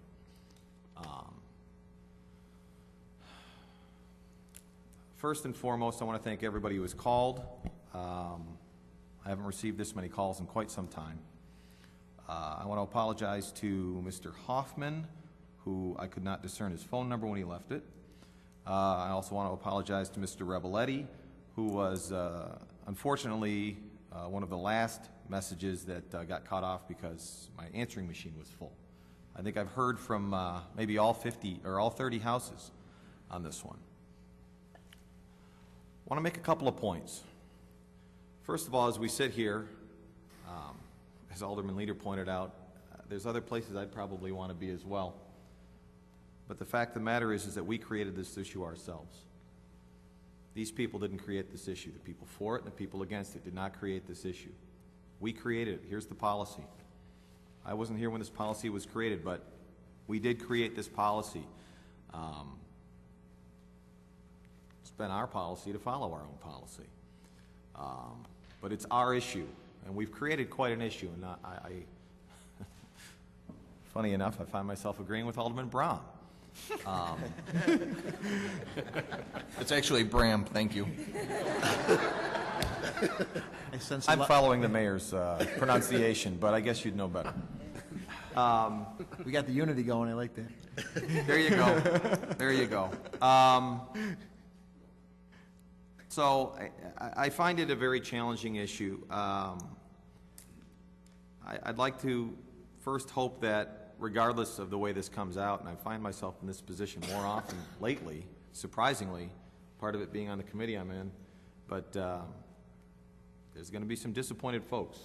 No matter what we do, there's going to be some disappointed folks, and I really do hope that you'll find a way to get together when this is all over, whether it works or not. So I would urge you to work toward that. Third, as far as the legals issue concerned, I think I have that answer. Fourth is the safety issue. Do I think there's a safety issue? I believe there's a safety issue. Common sense tells me that a sidewalk is going to be a little safer than a street that doesn't have a sidewalk. I don't care what a report says, that's what my common sense tells me. Ironically, I've driven Gladys now, I would say, maybe a dozen times in the past month and a half, maybe a dozen times. The very first time I drove down Gladys, there was a mom pushing a stroller with a baby in it, walking down, not the middle of the street, but the side of the street, and it kind of hit home to me. I don't think it was staged. It was 3 o'clock in the afternoon on a Tuesday. There's a better place for that mom to be with that baby than walking in the street. I can't argue. Facts are what they are. There hasn't been an accident there, and thank God there hasn't been an accident there. But my common sense tells me that sidewalk would be a little safer. Although I do actually consider that safety issue secondary. It's important. I think it's very important, but it's secondary. And this is where I agree with Alderman Bram. Huh? Thank you. All right. We created this policy. I think the policy needs to be looked at because we find ourselves in this situation. But we did create the policy. I'm not going to sit here and point at my other aldermen and say, well, you have to do this or you have to do that. This is too personal. This is too tight of an issue, too emotional of an issue. I'm just going to speak about it personally. The policy is what we told these people they had to follow. If we're going to change this policy, that's fine. But I believe, me personally as an elected official, I have to follow the policies and municipal code that's set for us. If I don't like it, I can figure out how to change it. But until it's changed, I think it's my duty to follow the policy. One side versus two sides, the policy addresses that. No sidewalks when they moved in, absolutely true. There were no sidewalks when they moved in. There's also a policy in place for them to change it. They followed the policy. Would we be having this conversation if it was 15 against 13 pro sidewalk? Probably not. I think it'd be on the consent agenda and would pass. They got the votes. They followed the policy. It's a very challenging situation, but in this case, even more than safety, I'm going to follow the policy that we imposed on ourselves and we imposed on our citizens. That's all. Thank you, Alderman Morley. Any other discussion? See Alderman Mulliner looking through the code book. You okay? Anybody else? Hearing none, I'd ask Clerk Spencer to call the roll, please. Hipskin. Yes. York. Aye. Gutenkopf. Aye. Heza. No. Shea. Aye. Leader. No. Rose, absent. Bram. Aye. Nybo. No. Healy. No. Morley. Aye. Kennedy. No. Mulliner. Aye. Wagner.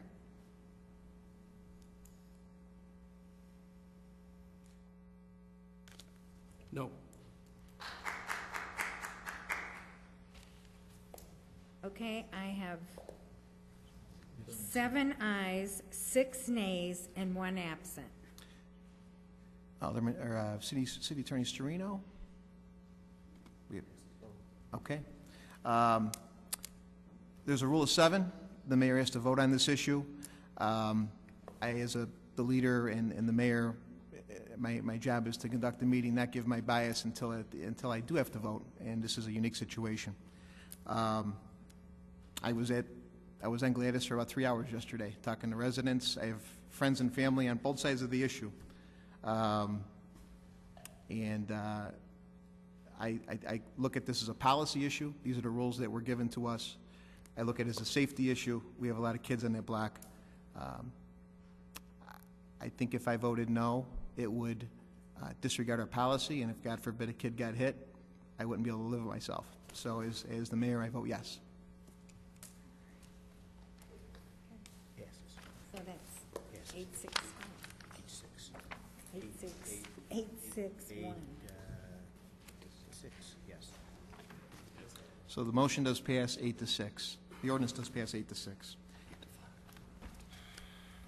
I do appreciate everybody's comments. I would hope that this block does get together. I think it's important that we come together as a community. This ordinance is in place to bring our neighborhoods together and celebrate. Also, the gentleman that agreed to open up his wallet to the seniors that are going to be financially hit by this, I would expect him to come through if that situation should arise. And that was one of the compelling things, too, that made me make my decision, although the policy and the safety were the first and foremost to follow what the laws that were given to me. Whether we agree with them or not, that's the laws, and it's my job to enforce the law and the policy. Next on the agenda,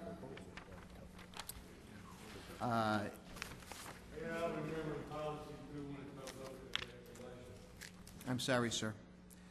Next on the agenda are, committee reports. Item number 6A would be the report on the Larch Avenue parking deck. I would ask our clerk Spencer to read the report, please. This is A. It's the, okay. It is therefore the recommendation of the majority of the Public Works and Buildings Committee that the design and construction management services for construction of the Larch Avenue parking deck be put out to competitive bid, along with the request of a statement of qualifications for each bidder be accepted. Respectfully submitted, Public Works and Buildings Committee, signed by Michael Bram, Vice Chairman, and Pat Shea. Thank you, Clerk Spencer. At this time, I'd ask for a motion and a second on the majority report. Alderman Bram, Alderman Shea. Discussion? Alderman Brown. Thank you. I want to lead this off by really summarizing the majority report. As we heard by some residents here tonight in the audience, and as the report states, I think what this is really about is not, and let me stress that, not about should or should not a parking garage go in that location. To be honest with you, that hasn't even reached the city council. It's been talked as a concept. It has not been, there hasn't been any direction from the city council as a whole on if that concept should become reality and what that conceptual garage should look like, even though it's already been spoken to by a lot of the residents in the area. So I don't want to really belabor the point about should there be a garage or not. What we're talking about here in hard economic times is getting the best bang for our buck. I think myself, as well as the residents that live in Elmhurst, expects us as their elected officials to do our due diligence and get the best price for the taxes they pay. And I'm stressing that because of the fact that when this was first approached, the construction management percentage was actually stated that it was 4.5%. 4.5% our city staff, as well as the petitioner, stated on numerous occasions, that's the best deal you're going to see. You should make sure that you move forward with this. It's definitely the best deal. With that, with some of the in-depth discussion that we had, there was a second proposal, and I think it is actually stated in the minutes, that there was further negotiation and the construction management percentage went down to 3.8%. So just by the discussion we had initially in committee, we already saw what I would say an improvement in the percentage for the construction management services provided by this petitioner. The other piece of the puzzle that I want to stress is really about going out for bid, and we can then verify if we're really getting the best for our money. We've had long discussions, and one of the nights we were there till 11:30 at night in a committee meeting discussing this topic. So I'm not going to belabor too long, especially because it's getting close to that time again here tonight. It was talked about the QBS process, the qualified base selection process. It was talked about should or should we not go out for bid on this.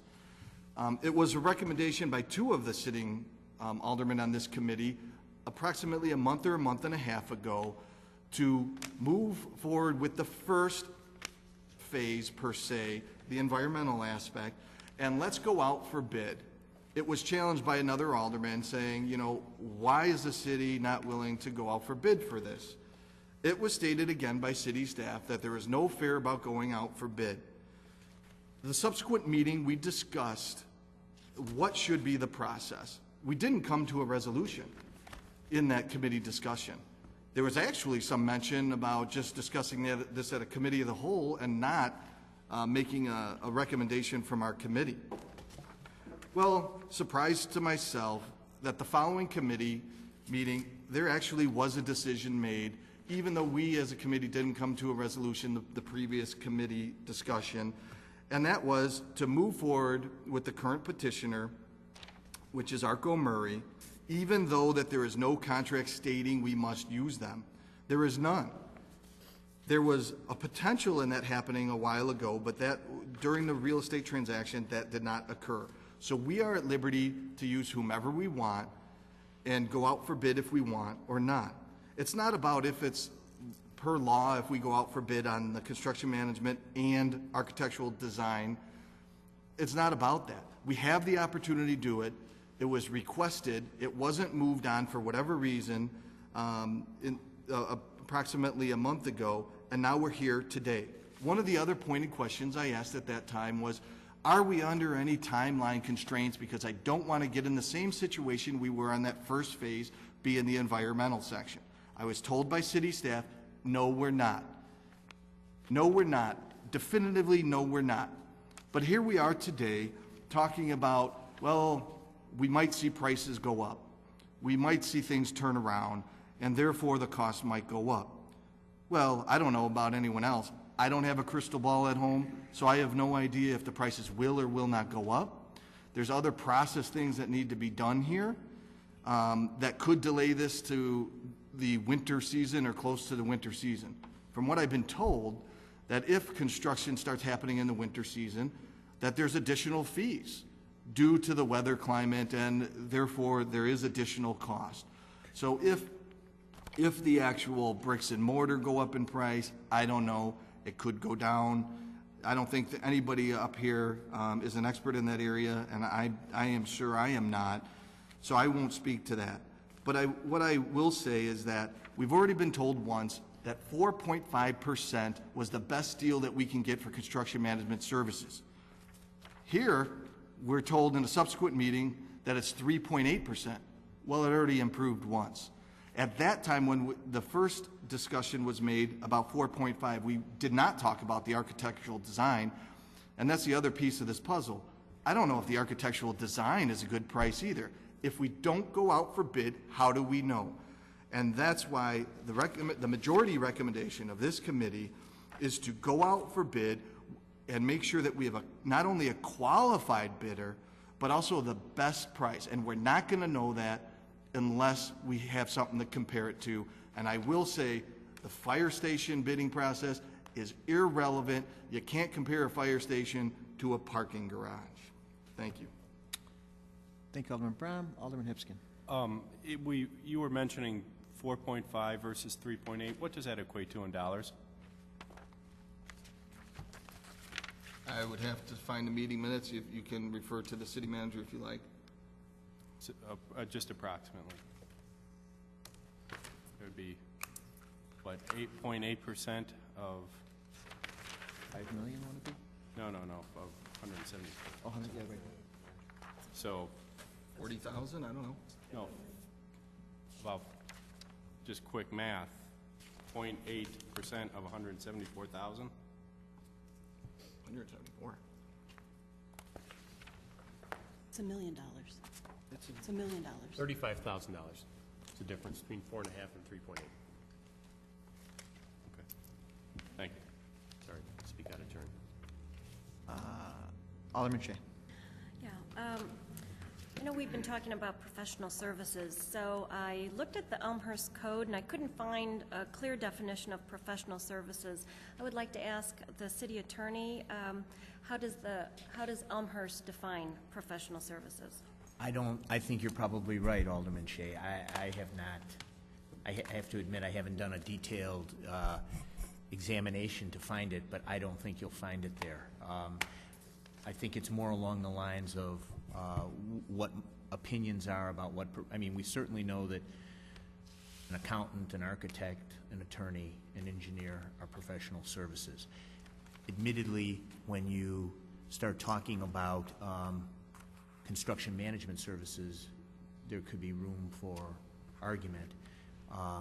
But our opinion, as you heard at committee meetings, is that in this instance, because all the other subcontractors are being bid, meaning the construction work, masonry work, excavation work, all of that would be subject to the public bidding requirement, and that the Arco Murray Group would only act as construction management, not as a general contractor, that in that instance, they would be, that would be professional services in our opinion. So then, what rules would you say Elmhurst should follow for a clear definition? Whose rules? Are we following the state's? There's a statute that talks about professional services and requires and specifies when you have to bid in public works contracts and when you don't. And when quote-unquote professional services are involved, you're not required to bid those services. And exactly what does the state say? Who falls in the category of a professional service? Again, I told you the easy ones. The harder one is the one we're dealing with tonight. The easy one are attorneys, accountants, engineers, architects, etc. And a component, obviously, of the ARCO bid is an architect, because there is some design that has to go into the garage. As you all know, phase 1 and 2 of this process, we took the position that Arco Murray was acting more in the nature of a general contractor, and as such, those services would not be subject to professional, the designation of professional. So we didn't find them to be professional, and that required a supermajority because they were general contracting services. In our view, we think this is, in my opinion, and our office's opinion, is that this was different. The services they're providing now. Right, but the architects, engineers, land surveyors, lawyers, you said, aren't they different? Don't they all have to be licensed by the state of Illinois? Isn't that why they're in professional service category, because they have to be licensed? I don't think that that would be the only criteria to make them professional. I think also you have to consider, who does Arco Murray answer to?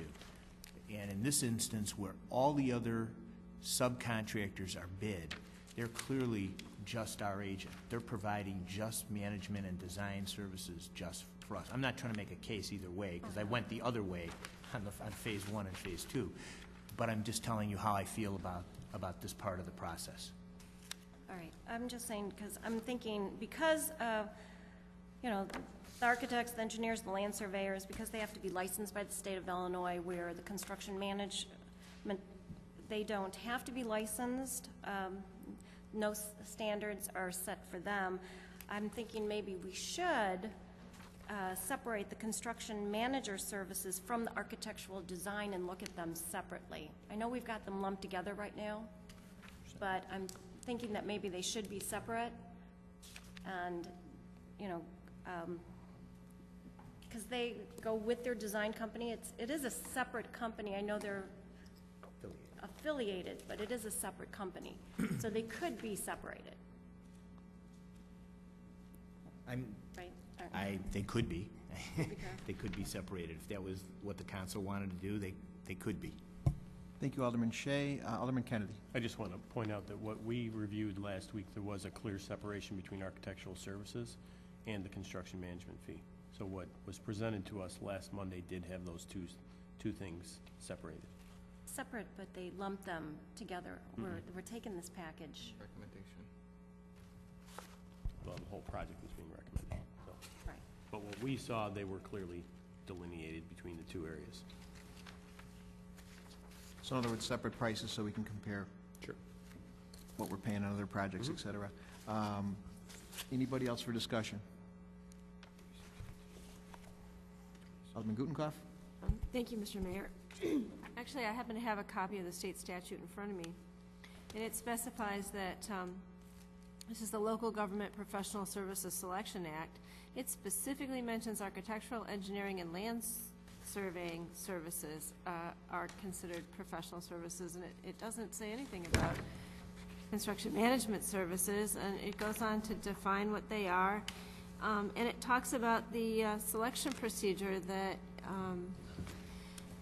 that municipalities should use, and if a municipality doesn't have anything specifically in their code about it, it falls to the state statutes to govern what we do. And the state statutes in Section 6 under selection procedures specify that no less than 3 firms for which it determines to be the most qualified to provide services for the project, rank them in the order of their qualifications, and then negotiate contracts with the firm that is the most preferred.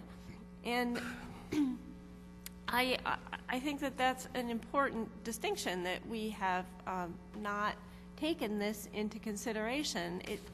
It specifically is referring to the architectural services, and I would caution us to move forward with a project for which we haven't really done this level of due diligence. That I think Alderman Shea has an interesting idea, that by separating the architectural component from the construction management component, we're identifying a clear delineation from professional services, which are addressed in the codes and clearly defined, from the services of the construction manager. And by doing that, then we might be able to look more clearly at what it means to waive competitive bidding on this part of the project. And I'm reluctant to go forward until we really clearly identify what we're talking about when we're talking about professional services, and what we should be taking bids on, and what we are allowed to go forward with without taking those competitive bids. Thank you, Alderman Gutenkopf. Anybody else before I go to Alderman Shea? Okay, Alderman Shea. All right. From what Alderman Gutenkopf said, that what the state says, the professional services are with the selection procedure, and that we're supposed to take no less than 3 bids. Is that okay? All right. Then I am afraid that wrapping the architect and the construction manager together, we'd be taking liberties with that law and by not going out to bid. I think they should be separated. Separate the two. I wouldn't mind sending this back and referring it back to the committee and going through this, with a fine-tooth comb and going over it again, because then at the same time, we can also look at what's being offered by the Metro money, and we can find out what stipulations are attached to that money. I don't know if there is any. That's another question I had. And, if any of the money that's coming from Metro is money that is state-funded, then we would also have to go out to competitive bidding. So I think I'd like to send it back to the committee. I would like to make a motion to do that, to refer the majority report back to the Public Works Committee. I'd like to make a motion to consider the minority report, please. We have a motion to consider minority report. We have a second. Whoa, there's Point of order. Point of order. Did he get a second? I just want to make sure I'm heard, so I'm sorry if I spoke a little loud. Right. There's a motion on the table. We need the opportunity for a second. To substitute, I didn't hear a second. I'm sorry? Yeah. No, Never mind. I think Alderman Shea made a motion to refer it back to committee, and if that doesn't have a second, then the next motion would be in order. don't know if there was a second. I didn't hear a second. I'll second it. I didn't hear a second either. Well, we didn't have a chance. We didn't have a chance. Okay? I second it. Okay. That's it.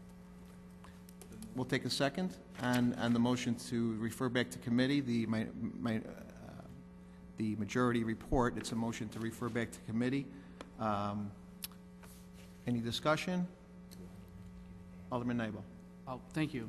It's a rarity when my head is actually spinning on the dais trying to figure out what's going on here, but there was a confusing moment. I just want to take a time out. You know, there's a lot of Alderman Gutenkopf is explaining the law to us, which is helpful. I appreciate that.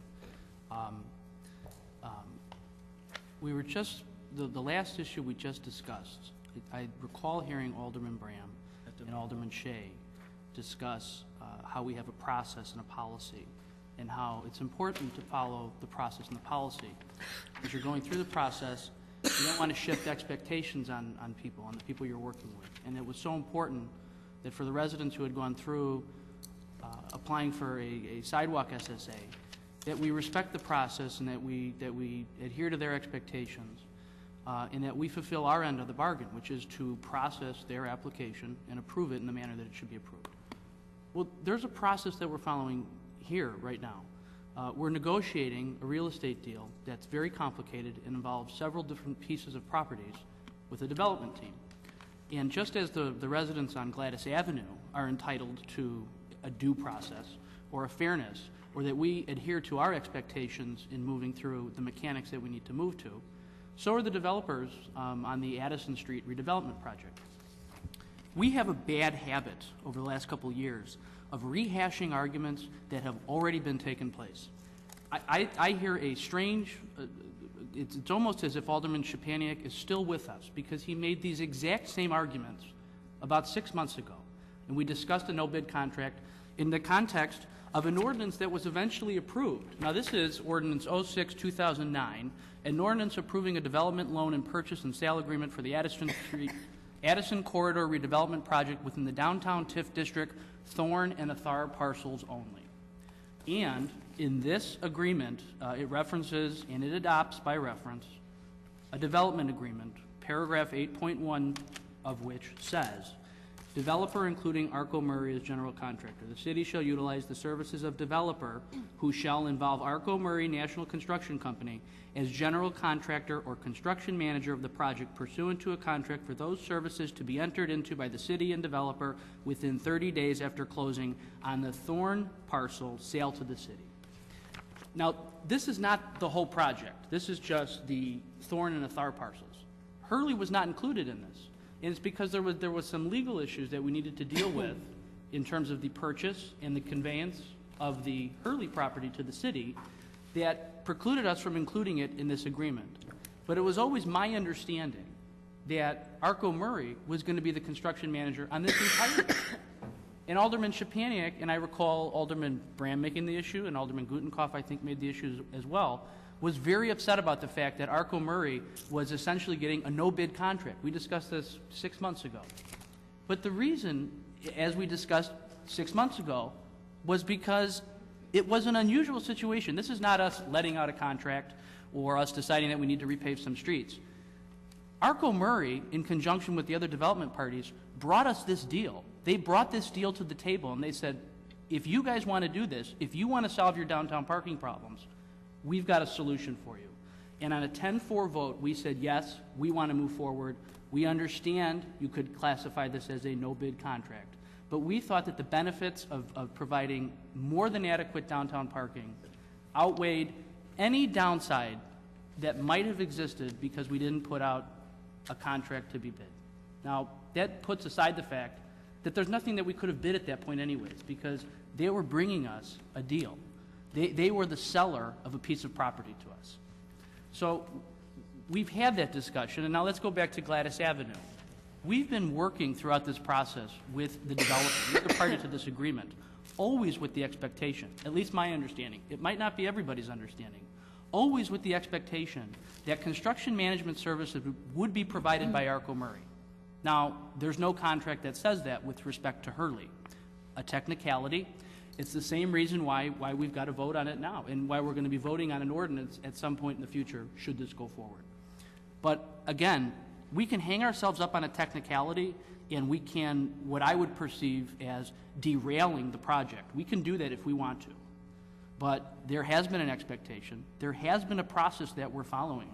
And a handshake agreement, you know, some people may say that's not the way to do business, but that is an agreement. And I am one that always lives up to my agreements. And I think we have one. I think it's always been their expectation. I think we should continue doing what we're doing. It's consistent. And just as we wouldn't want to upset the residents on Gladys Avenue, we should follow our process. And we should follow what we always intended to do, which was to use Arco-Murray. Thank you, Alderman Nybo. Alderman Pezza. Thank you, Mayor. First, I would just like to ask, I think as a council, we need to remember none of this is personal. So it appears, and I hope it is not the case, that anyone would take any of this personal. It's a business transaction using taxpayer dollars, so I would ask that we respect one another and please don't take anything personal or make it personal. And I'm under the impression that this is exactly about process, and Alderman Shea's question to Attorney Storino was simply regarding that, and a question of ensuring the definition of professional service, as Elmhurst refers to it, is proper and correct, and we do the right thing regarding that portion. And I believe Attorney Storino said they could be separated. I don't see anyone trying to do anything other than ensure that we are doing the right thing the right way, because it's using taxpayer dollars, and we want to make sure we do it the right way, and that's all it's about. I don't think this is about anything other than ensuring what we vote on is absolutely, positively, without a question. No one could come back to us and question the way we voted. That's my understanding. So the motion and second are to refer this report back to committee. Is there any other discussion? If not, I will ask the clerk to call the roll. Shea. Oh, wait. Oh, 1 second. I was asking. Any more discussion real quick? Are we? Can this be discussed? Oh, Alderman Morley. Oh, excuse me. I would ask City Attorney Storino, is there anything as problem I have is we're kind of discussing points of the minority report, which is not before us. So I'll save it. As I do have the floor, I'm against referring this back to committee. I look forward to getting back to the reports. All righty. I asked the clerk. Just point. It's your second. Go ahead. Just a point of order. Right. To clarify what it is we'd be voting on. Is it to separate? No, the referral. Or just send it all back? I'll let you know what it is. It's the referral of this report back to committee. Okay. Okay. And it is Clerk Spencer to call the roll, please. Shea. Aye. Gutenkopf. Aye. Pezza. Aye. Leader. Nay. Bose. Absent. Graham. Aye. Hipskin. No. York. No. Nybo. No. Healy. No. Morley. No. Kennedy. No. Mulliner. No. Wagner. No. That's 4 ayes, 9 nays, and 1 absent. Is that right? What was that again, Patty? 15, is that right? 4 to 9. Mhm. 4 noes, or 4 yeas, 9 noes. That motion fails. Alderman Kennedy? I'd like to make a motion to consider the minority report, please. Okay, we have a motion to consider the minority report. I'll and I need a second. Alderman Mulliner. Point of order, just to clarify, we don't do this very often, and I would ask if City Storino could clarify the process of what we're going to do here. It's my understanding, and I want to make sure I have it right, that the motion is actually to substitute the minority report for the majority report. Yes. So we are going to debate that, then we'll vote to substitute, and then subsequent to that, we will vote to accept. Okay. Is that City Attorney Storino, is that what we're going to be doing here? City Attorney Storino, we defer to you. If I understand what Alderman Morley said. And the motion, if the motion was, the motion still on the floor is the majority report, but the motion that was just made is to substitute a minority report for a majority report, and that is provided for under your rules, and that may be passed by a majority of the aldermen. So from a procedural standpoint, I think you would first, as Alderman Morley said, you would first vote on that motion. If that prevails, then you'd vote to see whether or not you accept the minority report. But right now, you're just looking to substitute, if I understand it correctly, the minority for the majority. Thank you. Thank you, Alderman. So the motion is to substitute the majority or minority report for the majority report. We have a first and a second. Any discussion? Alderman Kennedy. Okay. As we look at this issue, I think first and foremost we have to understand that this is a very good project. We need parking in the downtown area. We are in a situation on Addison Street where we want to make that the next, landing spot, beachhead for development in the city of Elmhurst. If you look at cities like Naperville and like LaGrange, they've got multiple streets where they have development going on. We need growth. We were in a tough economic situation. We need to be working on projects ultimately so when the economy turns back, we'll be in a situation to be able to garner some of those tax dollars. My mother owned a beauty shop on Addison Street for many years, at which I cleaned for umpteen years, and her patrons ad infinitum complained about the parking situation in and around Addison Street. We've heard from folks in the downtown area that there is a definite need for parking, and I think we can all agree that that's something that we need to do. We'll come to the point about Metra and their desire to help fund this project, but as we understand it, we are at or near 100% capacity on commuter parking. So not only do we have a need from the business community, but we also have a need from our residents and our commuters to be able to get to the train in an expeditious manner and get down there and not have to spend a lot of time or getting up early in the morning just to find that one coveted spot so they can get on the train and go downtown. I think as we look at the process, we are going to have to use the benchmark of the fire station because there was a lot of logic put to that process, and there was a defined process being that the QBS was utilized. So we found a good process. It's a recent project, and we can use that as a benchmark. As you look at the QBS process, I look at it as it's similar to going to find a doctor for a specific procedure, a knee surgery, a heart procedure, whatever. What you're looking for is the best value. You're looking for the guy that can do the best job that's going to put you in a situation where you have the best chance of a quick recovery and not necessarily the cheapest guy. The joke always is, what do you call a guy who graduates last in his medical school class? Doctor. And I think what we need to be looking for is making sure that we have capable people for this project and all others. If you look at the project again related to the fire station, the process was looking initially at a number of contractors, I believe 6. There was initial review done. That was pared down to 3. At that point, they were compared side by side to one another, and at that point, when one was selected, in this case McHugh, the bids were opened and the negotiation began. The negotiation was completed, a price was determined, and the project went forward. This project is different in that we had Arco Murray come to us with a proposal, a desire to partner with the city. They came and gave us a proposal that included the cost of the project, and what we have decided at this point is to look at them on the QBS and determine, are they a good pick for completing a project like this? So if you look at the fire station project, we did step A, step B, step C.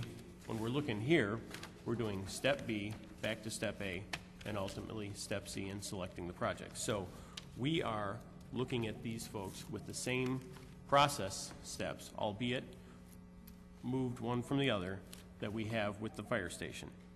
Again, we're looking to first see, do they have the capability, and then secondly, the negotiation. There's been much to do about the fact that there is no contract with Arco Murray. There's not. There has never been one. There isn't one today.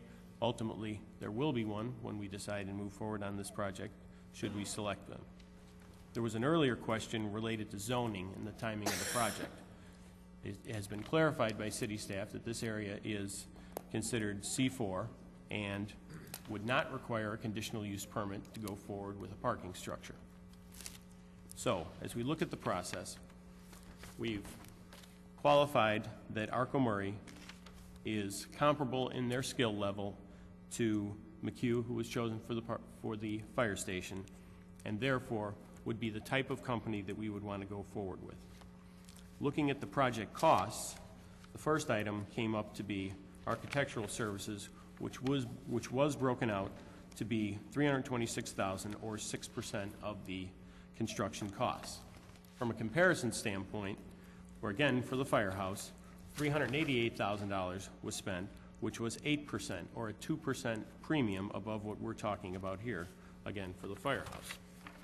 So as we look at that piece, we've got an apples-to-apples comparison, and in this case, a better situation. There can be a lot of argument that there's a big difference between building a parking garage and building a firehouse. In many respects, they're the same. In many respects, they're different. Each has their own sets of challenges, but as we've heard from the experts out there, they're pretty comparable to one another. And so the numbers and the effort are, would seem to be in alignment with one another.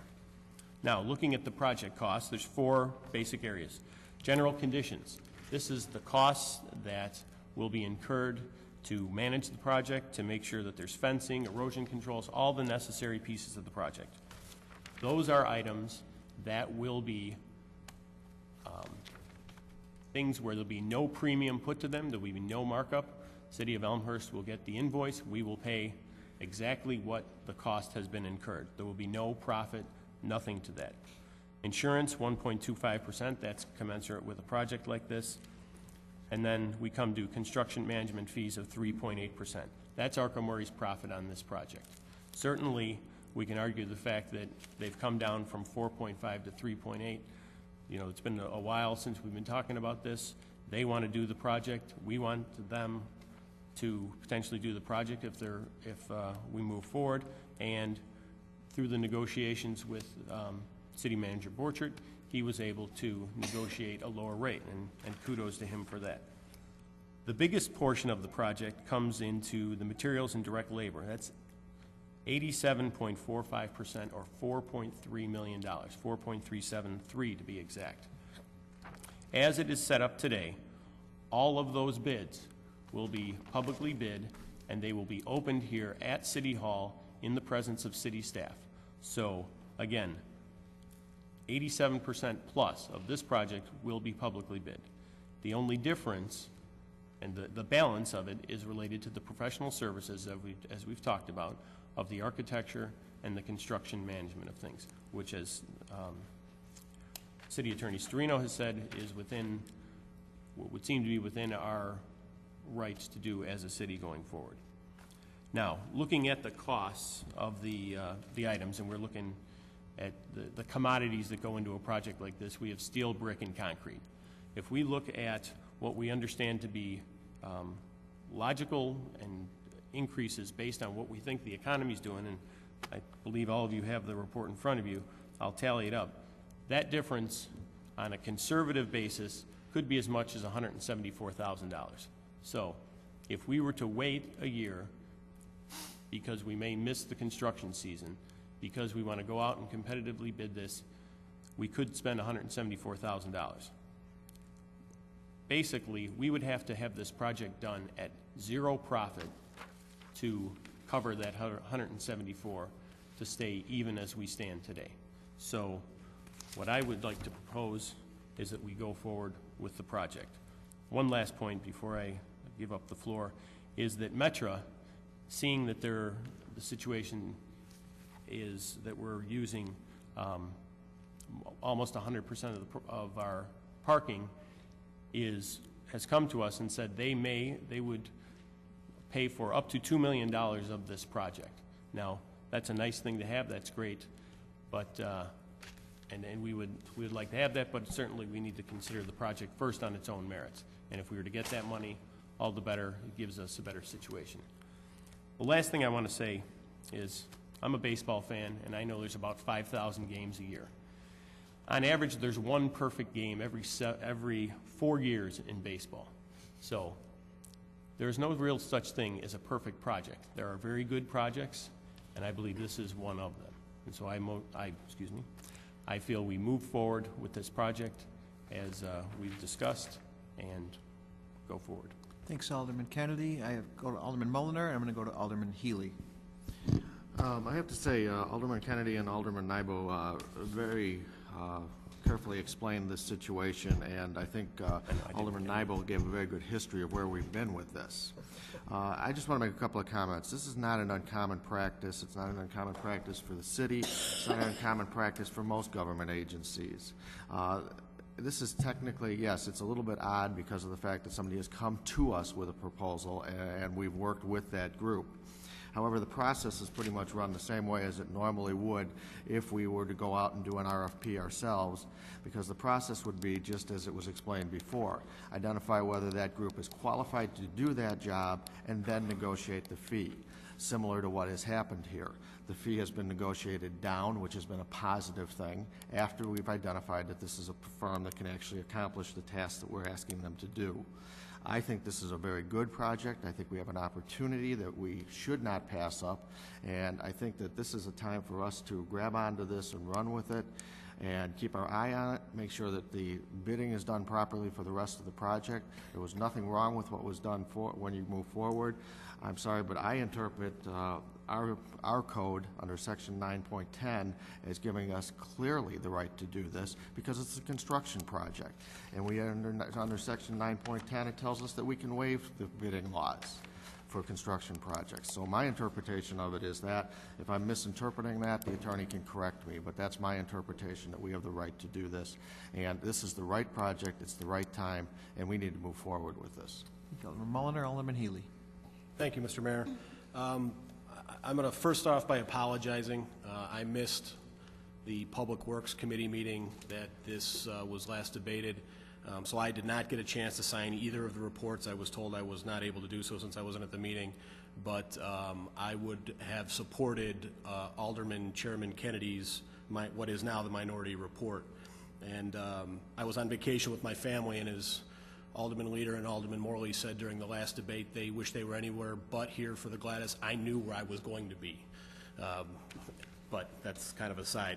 And I'm going to parrot a little bit of what Alderman Nybo and what Alderman Kennedy said. And you know, Alderman Nybo went through it as several of the aldermen did when this deal was put together. Or I should say when Arco Murray DevCon brought this deal to us. I'm a new guy, so as I think four others are, you know, we're getting a chance to look at this with a fresh set of eyes. But I think it's important, and that's why I'm kind of repeating what Alderman Nybo said. I think it's important that we recognize that they brought this deal to us. Now, there's been some debate whether we could have done this on our own, and you know, city tried and couldn't before. Times are different now. Maybe we could. Bottom line is they brought this deal to us. Previous city council, through many executive sessions, debated this deal. At the end of that debate, they approved the framework of this deal by a 13-to-1 vote. So, in effect, what you have is a developer brought a deal to us, which included the Hurley property parking deck. The city council said, yeah, we'll go into that deal with you, negotiated the deal, which included a 4.5% fee, profit margin, if you will. Then it comes to the new council. It comes to the new Public Works. And because of a technicality, as Alderman Nybo pointed out, we're even having this discussion. If the Hurley previous owners, the Hurleys, had agreed to transfer the building to us directly, we'd have a deal, and we would not be having this discussion. But we are, and there is no contract, and nobody's debating that. So we're taking another look at it. Since this council and city staff have taken another look at it, we've only improved it. We have only made improvements to this deal, 4.5 to 3.8. We have now agreed to publicly bid 87% and some of the project, publicly bid. So we're talking about a fraction, a 13% of the total cost being no bid, if you will. So I look at it, and I'm a buyer by profession. I look at it and say, okay, what if we were to go out and bid the 13-some% that is now before us? What does that say? It's not how I do business in the professional life. If I have what is in effect a handshake agreement, that is my word. If this council chooses to put these bids out, we're going against that word. I personally have a problem with that. I would not do business that way. If I had an agreement with a person to do a deal, to do a project, I'd live by the deal. And that to me is what it comes down to. Now, to the point or to the question of, yeah, but how do you know we're getting the best deal? How do you know you're ever getting the best deal? Is it putting it out to bid? Is anybody seriously going to say that we get the lowest price, assuming that somebody comes in lower than ARCO, but are we getting the best value, as Alderman Kennedy said? Are we getting the best deal? I would have absolutely no problem looking any of my constituents in the face and say, we got the best value. That this developer managed to get something done that the city couldn't. We did a deal with them.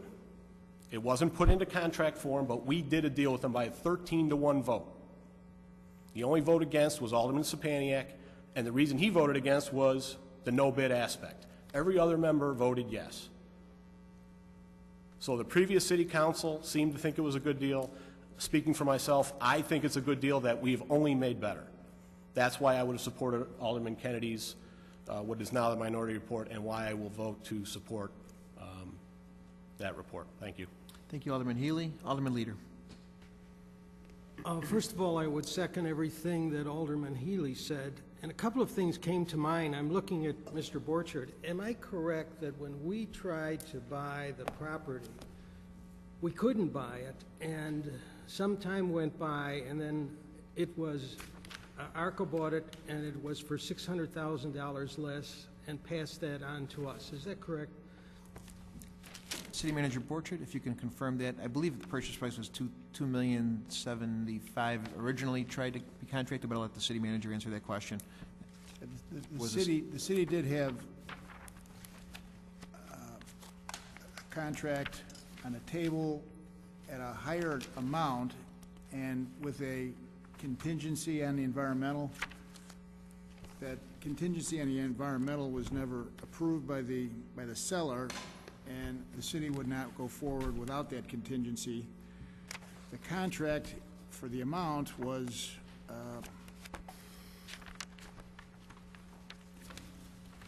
higher than the amount than was negotiated by the DevCon team, and it's referred to in the memorandum, which I'm having a hard time finding. I believe it was $2,075,000, and the purchase price that the DevCon brought us was $1.85. So it was roughly about a $225,000 savings. Thank you, and Mr. Mayor. That's correct. But it was off my memory. Studied a little bit. So yeah, almost $250,000 savings. You're correct, All right. So we started this deal, a deal we could not put together on our own, with $250,000 savings. We banked that in effect. Just under $250,000, correct? Okay, so we started there, and this is in continuation of some of the things that Alderman Healy has pointed out. Another thing about a handshake deal. I spent over 30 years in the steel industry. About the last 10 years, I was an international steel trader. I did deals of quite large numbers. I did deals, one as high as $6.2 million over the telephone to some people in Turkey. It wasn't even a handshake, but it was a deal, believe me. I did handshake deals on long-term contracts. You see, in the steel business, you're only as good as your word, so to speak. Your word is your bond. And if you ever break your word, you're out of business. So I'm used to handshake deals, and I'm used to simply deals over a cup of coffee for quite large numbers. Now, frankly, I do very strongly favor the concept of competitive bidding. I sincerely hope that in the future, that all of the deals we go forward should be competitive bidding.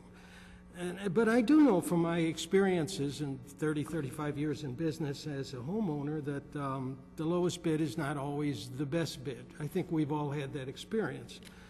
And it is for this reason that the state of Illinois, and I believe very wisely, does not require competitive bidding for professional services, or let's put, quote, professional services, unquote. And I do believe that, and I found this all my life, you get what you pay for in life. You can't kid yourself. You think you are? You think you got a savings? Believe me, there ain't no free lunch. Now, what bothers me is not the presence or absence of the competitive bidding here for the professional service, but it's the delay. It's the delay. It's the delay. Now, delay costs money. In a moment, I'm going to tell you how much that delay costs. And always the delay is by very well-meaning people, but it's always in the name of saving the taxpayer money. I believe, and I really believe this, that if you ignore history, you're going to repeat it. Now, let's go back to the Hahn Street. For 2.5 years, those of us who favored growth and development won every vote. But in the end, Hahn Street is slowly but surely bleeding and dying. It's almost been talked to death. It's not over yet. I believe we're going to save it, but it's not over yet. But do you know what that delay has cost us? Delay always in saving the taxpayer money. $80,000 per month since November of 2006. These are figures that Mr. Borchard has given me, and I'm sure he will verify it. They are based on the carrying costs for the land. That land is our land, and it's sitting there idle, and it's fallow, and it's bringing nothing in. And delay, there's the other side of delay. It's costing us $80,000 a month. Now, that meter is still running. The cost to the taxpayer is now over $2.6 million. Now, what would Mr. Borchard do with that in his operating fund? I bet you he'd glad to have it. And we talk about saving money, and we're bleeding money. It's there. These are real dollars being burned up every month in carrying costs for the city-owned land. City-owned land. Now, under the majority report, in this case, Alderman Kennedy's. Minority. Pardon me. Under the majority report, in this case, Alderman Bram and Alderman Shea, we'd have to go back and bid the debt contract again. Delay, delay, delay. Money bleeding from the city-owned land. It just keeps on. When we talk about inefficiency, isn't this inefficiency to allow this to happen? Now, whatever savings we might accrue would surely be lost. What are we going to save? $25,000, $30,000? How much is it going to cost us? You know, money is money. It doesn't matter if it's in your right pocket, or in your left pocket, in your wallet, or in your purse. It's money. Doesn't matter where it comes from. You lose it, you lose it. Now, by contrast, the minority report requires that at least 87% of this project is going to be bid out. That's great. I hope every single project in the future that we ever enter into as a city council is based on strictly competitive bidding. But I don't want to lose any more money. I don't want to see any more money lost on this deck than we actually have to by delay. So I think this is a very reasonable thing of Alderman Kennedy and Alderman Healy, who are part of this minority report. And I think it's a very reasonable compromise, really reasonable. And I think it sends a message to anybody who wants to deal with the city in the future. It's going to be competitive bidding. It's going to be fair, and it's going to be open, and there's no secrets here. Everything is open. And I've heard over time about lack of transparency. You know, on the Hahn Street deal, we're partners, which means that by law, everything that is done has to be open. The books are open to us, everything. The profits are open to us, everything. They're open to us. Where's the lack of transparency? Or am I losing my mind up here? So I would urge all of you to get on with what is a really well-needed project. The city of Elmhurst lives on retail sales tax. Without a steady flow of retail sales tax, we are going to die as a city. And don't think cities don't die. I've seen it happen. They do. They're going to stagnate, we're going to stagnate, and we're going to die. And we have to revitalize our downtown. And that's what this parking deck is all about. That's why we're spending this money, because we have no choice. You know what the option of not spending the money is? Fine. No parking deck, no Hahn Street, no more retail sales. You know what the option is? Raise taxes as high as you possibly can. Cut police and fire to the bone.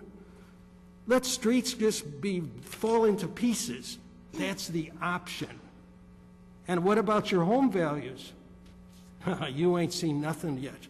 When you see what happens to your home when you can't walk the streets or drive the streets. That's why we're for growth and development. Yeah, we're going to have to spend some money. Of course we do. But the alternative is to go out of business as a city. And I don't want to see that. Thank you. Thank you, Alderman Leader. Alderman Gutenkopf, and I'll go to Alderman Brown. I would like to make a mention, though, that we've already debated the majority report, so I would hope that we'll get to, new relevant discussion regarding this, and then hopefully we'll get this put to a vote and put it to bed. Thank you. Thank you, Mr. Mayor. Well, let's talk about the minority report. Let's talk about the accuracy of the minority report. And there are a couple of points that I'd like to make about this. Paragraph 2 states that DevCom was successful in purchasing the property from the current owner and subsequently sold it to the city. Sorry. Mr. Hiffman used the city money to negotiate a simultaneous deal. DevCom didn't buy this, Mr. Hiffman did. It wasn't subsequently sold to the city. It was a simultaneous closing. That means that this happened all at the same time. And this is important because if Mr. Hiffman, if DevCom had bought the property, DevCom would have had to enter into a different kind of an agreement with the city to use our money. Mr. Hiffman was the go-between. If it had been successive closings, he would have had to put up some cash. So I just want to make sure that the minority report is accurate. And by the way, Mr. Hiffman made a very tidy 4% commission on this deal, and he walked away with $74,000. So I really appreciate that in our public-private partnership, we've enabled our private partner to earn some money so far. The city is put up the money to buy the property, so we've made an expenditure. Had we been able to negotiate this deal ourselves, and I've heard many conflicting stories about what happened on the city council about why we did not buy the property. And members of the council at the time have told me that it wasn't because we didn't want to go ahead with the deal. I keep hearing sort of conflicting answers, so I'm not really sure at this point what to believe about why we didn't buy this property in the past. Let's take a look at the next point on here that I've got a little bit of a problem with. The third paragraph ends with the sentence, Arco Murray has performed all assignments in Phase 1 and Phase 2 of the project in a satisfactory manner. I wasn't aware that Phase 1 was completed, much less Phase 2 started. I'm under the impression the building's in the process of coming down, and that Phase 1 is the demolition of the existing building, and that Phase 2 is the environmental. So I appreciate that we anticipate that they will be completing this satisfactorily, but at this point, I don't think it's done. Let's talk about paragraph 6. And I'm really glad that we took the material that Arco Murray provided to us and evaluated it against the rating system that the cities use to determine whether that they're or not they're qualified. I'm thrilled they're qualified. I think this is great. That they've got this high number. It's nice. It means that if we're going to go ahead with the deal, I can't argue with the fact that this company is qualified to build this. That's terrific. But the following paragraph talks about comparing estimated construction costs of 2 different projects. Design services are quoted at 6% of estimated construction for this project, and the new firehouse, which was designed by a firm that we selected through QBS, was estimated at 8%. Why is this a problem? Well, since neither of these projects went through a process by which we would compare the bidder's costs against another bidder's costs, we have no way of knowing whether 6% or 8% is typical of what we could have expected on these projects, excessive, or cheap. We only looked at the qualifications of the bidders on both projects. We didn't look at qualifications combined with estimates of costs. When we built the fire station, opened some packets and said, we like these guys best, let's see what they're going to charge us. And we moved on from there. We didn't say, we like these guys, all three of these guys, and which one's going to give us the best price. So the fact that you've put this in the report, while I appreciate it, slightly better than expensive isn't cheap. Let's talk about Wrap it up, Alderman Murray's- Gutenkopf, just trying to get to your point. if you I could. think I have the floor, Mr. Mayor. Yeah, you do, but you have to wrap it up if you can, because we've got other people and we're getting kind of late here, so. I appreciate that. I appreciate that you gave Alderman Leader quite an Absolutely. extensive period of time to speak, Sure. and I would appreciate the same consideration. Absolutely. Not a problem. Let's talk about Arco Murray's profit on the project. The construction management fee's been negotiated down to 3.8%. I really appreciate that, and I'm very grateful that we were able to lower that cost. That's wonderful. But there are lots of other costs on this project that are going to go to Arco Murray and their business partners in this DevCom, and Mr. Hiffman, who's specifically named separately in some of the contract. He is going to get 4% commission on all the projects, $140,000 on the Thorne property, $38.8 thousand on the property that houses the Athar restaurant, for a total of $252,000 and change. The architectural and construction management fees are going to total almost $1 million to build the 300-car garage. If you extrapolate out from that and you add the 500-car garage into the project, and you add up the 16,000 square feet of retail space they're going to get, we're talking about $3.5 million on this project that are going to be the fees that we pay to these companies. Granted, that's not all profit, but we're still, I'm sure, factoring that into the whole process.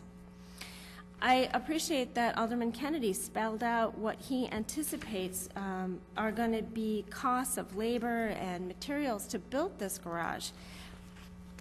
I can't see into the future, and I don't know what these numbers are based on. These are assumptions that there are going to be material fees and costs going up over time in an economy where we're seeing a lot of things coming down. I don't really see how there's a significant potential for an increase of project cost by $174,000, because we could have plugged any numbers into this chart and made the same assumption. And finally, I'd like to talk about the Metra commitment of $2 million. That'd be great. I'm sure this is worth the paper upon which it is written. Thank you. Thank you, Alderman Gutenkopf, and Alderman Kennedy. I just want to Excuse me. I'll go to Alderman Bremen, I'll go to Alderman Kennedy. Thank you. And I actually don't have much more to say because Alderman Gutenkopf summarized and hit all my circles and highlights on my page.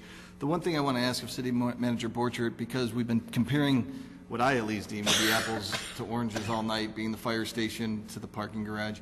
For the fire station, the construction management role, didn't the construction management role in that case entail hiring the subcontractors? City Manager Borchert? And my understanding is that is the case. Our McHugh, in that case, bid it in a public process, appropriately and properly, and then entered into contracts with the subcontractors, yes. Thank you. The follow-up to that, and this was discussed briefly in committee, was in this case, for whatever reason, we've decided to go a different route where the city of Elmhurst is technically hiring the subcontractors and they're not being hired by the construction manager. And with that stated, if that is the case, isn't that the, I guess, the line in the sand, if you will, that is allowing this to either be decided to be, oh my gosh, it is late, I just lost my train of thought, for it to not be bid out or not?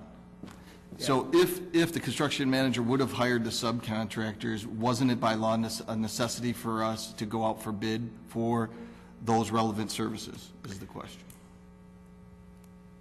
As you would recall, the fire station was a process followed previous administration, and that administration, and my understanding from McHugh, their standard process and practice is to follow the state bid process, which they did, and to hold the contracts with the subcontractors, which they publicly bid, which bids are open with city oversight. And from their perspective and from the prior administration's perspective, did meet the bid process, which did not require the waiver of a bidding process.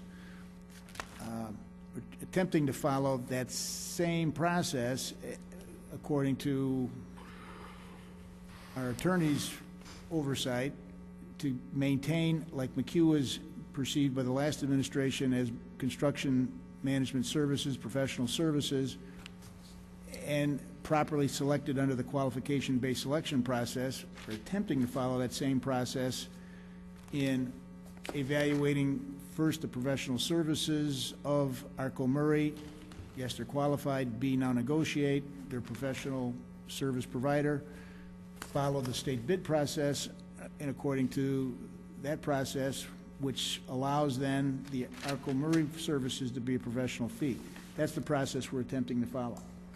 Thank you. And actually, and I apologize for my non-clarity on that.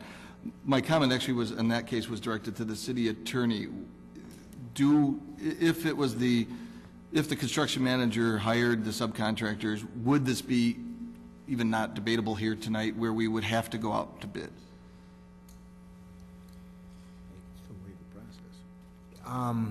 Your code and the state statute provides for maybe 4 exceptions to competitive bidding. One is a supermajority, as you know. Right. One is professional services, another is emergency. There's 5 of them. Our opinion is that these are professional services when you competitively bid all the other contracts with the subs, and then the city is in privity of contract with those subs.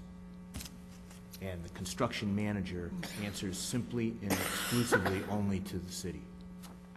Okay. He's not acting as a general contractor. So I think you're drawing the distinction, and I'm agreeing with you that if Arco Murray was permitted, in our opinion, to go out and bid all of these other contracts, our view would not, that this would not, probably would not be a professional service. It would not? It would not. And therefore, the whole package would need to go out to bid? It would mean that you'd have to other than the architectural design? Well, it would mean that you would either go out to bid or waive the competitive bidding process or... By a 3/4 vote. Correct. But in this situation, Arco Murray has agreed to permit the city to bid every single contract other than theirs, and therefore they then function as a professional, in our opinion. And we then sign a contract with the mason, the concrete, the excavator, etc. Do we have, due to that fact, do we have additional liability and therefore liability cost added on because we are the ones hiring the subcontractors? No. Okay. Not in my opinion. Yeah. Thank you. Thank you, Alderman Bram. One thing I wanted to point out, we talked about real estate commissions. There was a 4% commission, I believe, paid. City Manager Borchert, was that paid by the seller or the city? It was paid by the seller. By the seller. And the environmental was paid by the seller as well. I just want to double check, 100,000, I think. that was negotiated in the contract? Yeah, there's a seller escrow, which may be accessed if there is environmental issues that qualify. Just want to make a point of clarification so everybody kind of knows. Alderman Mulliner. Call the question. Call the question. Oh, I didn't get to speak. Call the question. The question's on the floor. Whoa. Alderman, City Clerk Spencer, I would ask you to call the roll, please. Excuse me. This is for the, excuse me, this is for the motion to substitute. When there's a call to question, there's no discussion. It ends discussion. Alderman Pez, I respect you, but that, when there's a call to question on the floor, that ends discussion, and then we would vote on that. City. Oh, sorry.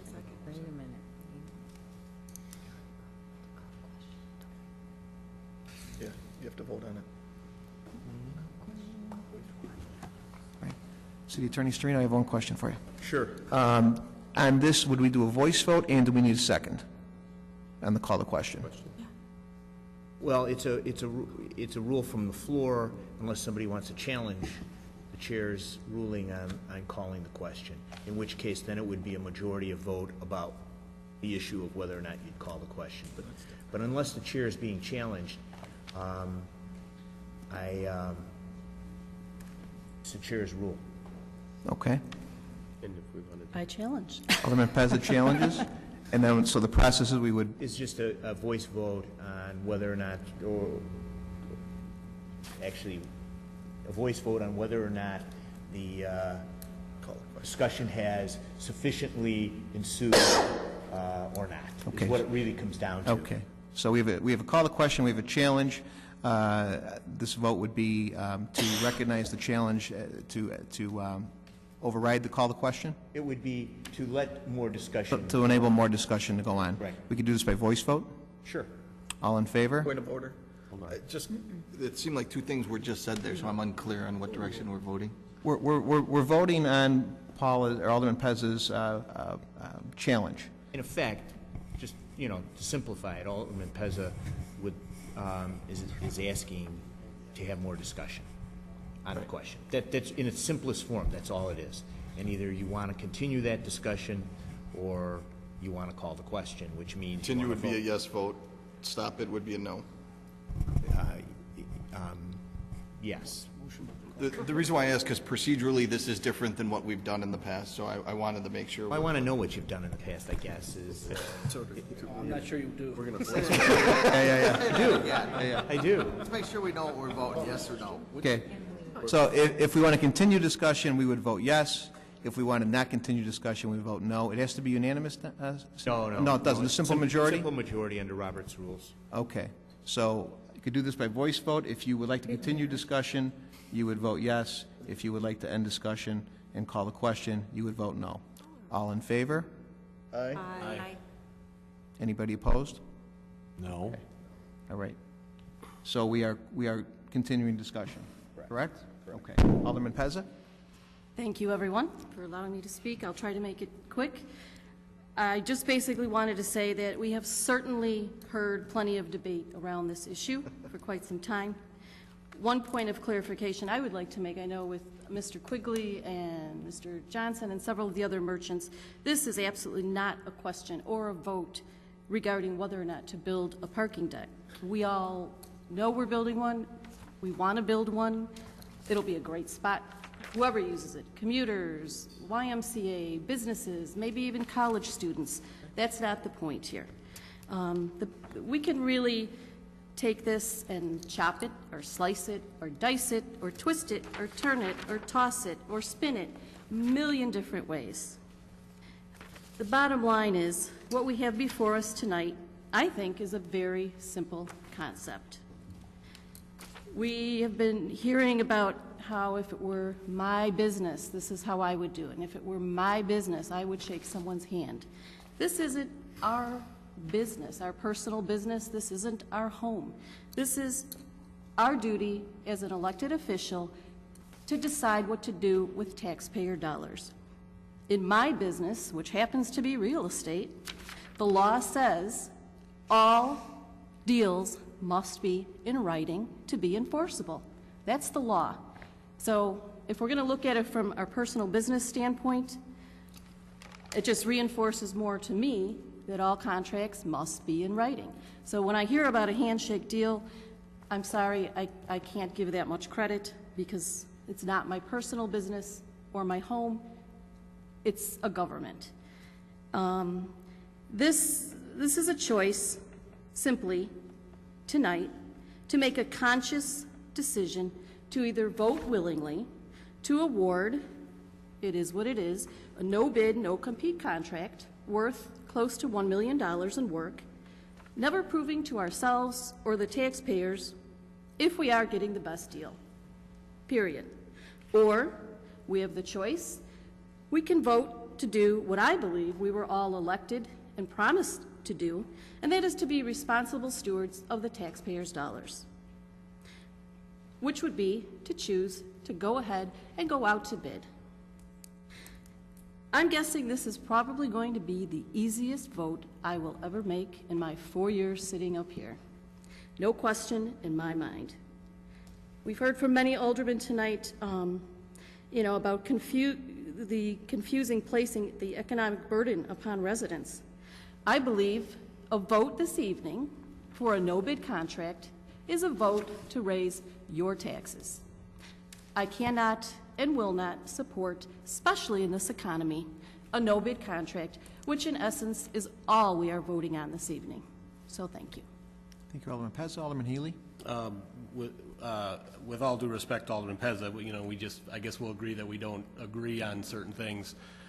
Since I did mention a couple of those comments or a couple of those phrases, just for clarification, I promise you collectively that I spend my personal money as well as I would ever spend the public's money. So how I conduct business myself, whether it's at my home or at my place of business, is what we all bring to the council. And to me, my word transcends whether it's professional or political. And that's just a difference. I'm not in the real estate market. I don't rely as heavily on black and white contracts for everything. But if I tell somebody I'm going to do something, then that's what I do. So I guess that, but I do agree with Alderman Pez that is, I guess, the fundamental difference in the two perspectives here. That's where I come from. That's how I do business. That's how I do business personally. That's how I do business professionally. And that's how I'll do business for the city. Thank you. Thank you, Alderman Healy. Alderman Kennedy. Call the question. Call the question. Anybody challenges? Okay. Do I need a second on the call the question? City Attorney Storino? No, if there's no objection. Okay, any objection? We are voting on substitution of the minority report, majority report. Minority for majority? It's correct. No, minority report or majority. In place of. Yes, just to be clear, we're voting just to substitute. There'll be another motion, I presume, to accept the minority report. We're going to have two votes. The One to substitution substitute, succeeds. and the second to actually confirm the substitution. Okay. All righty. So at this point, we are going to vote on the substitution of the minority report for the majority report. I ask the clerk to read the minority report and then call the roll, please, if you could. Read the minority. Just to read the title, the recommendation, please. It is therefore the recommendation of the Public Works and Buildings Committee that the proposal for design and construction management services for construction of the Larch Avenue parking deck as outlined in the attached proposal from Arco Murray National Construction Company be accepted and the attorney be authorized to prepare the proper contract and resolution for formal City Council approval. Respectfully submitted, Public Works and Buildings Committee, signed by Jim Kennedy, Chairman. And again, this is the substitution, and at this point, Clerk Spencer, if you can call the roll. Kennedy. Yes. Healy. Aye. Gutenkopf. Aye. Pezza. No. Shea. No. Leader. Aye. Rose, absent. Bram. No. Hipskin. Aye. York. Yes. Nybo. Aye. Morley. Yes. Mulliner. Aye. Wagner. Aye. 9 ayes, 4 nays, 1 absent. 9 ayes, 4 nays, 1 absent. That motion to substitute does carry. At this point, I'd ask for a motion and a second to accept the minority report. Alderman Kennedy, Alderman Healy. Discussion? Hearing none? Alderman Gutenkopf? It is my opinion, Mr. Mayor, that accepting this report is now going to require a supermajority of the council members present because of the way the state law reads about professional services and because of the way our city council statutes read regarding accepting, waiving the bidding process. I would defer that to the city attorney for clarification. Obviously, Alderman Gutenkopf does her homework very, very well. However, in this instance, I don't concur. I don't think it takes a supermajority. Respectfully, I think that this is a professional services in the way I described it. If you were uncomfortable, as I heard the vote, I guess you could call. It would not hurt to call the mayor, but I don't see the necessity. We did that the last time, but I don't see the necessity because I do see this as a professional service. So, but I respectfully say I listened carefully to the statute that you were reciting. And it isn't right. The city manager Borchard's pointed out to me that it's not the ordinance. So the resolution. The resolution will be before you next when it's before you, and the contract's ready. And at that point, probably Alderman Gutenkopf's comment is even better served. But for this vote, my opinion is a majority would prevail.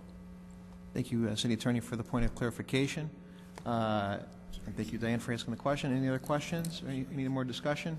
Hearing none, I ask, now we are voting on the minority report to accept it, and I ask at this point Clerk Spencer to call the roll. Kennedy. Aye. Healy. Aye. Gutenkopf. Shea. Pezzett. No. Shea. No. Leader. Aye. Rose, absent. Brand. No. Hipskin. Aye. York. Aye. Nybo. Aye. Morley. Aye. Mulliner. Aye. Wagner. Aye. 9 ayes, 4 nays, 1 absent. 9 ayes, 4 nays, 1 absent. The minority report does pass. I also like to mention at this point, because typically I can't get involved with discussion prior to a vote and give bias other than state facts, that our city, to get involved with public-private partnerships in this case and in many other cases, is going to be a good thing. When the city approaches a situation to buy a piece of property, we often look like gat rocks, and the sellers expect to get top buck.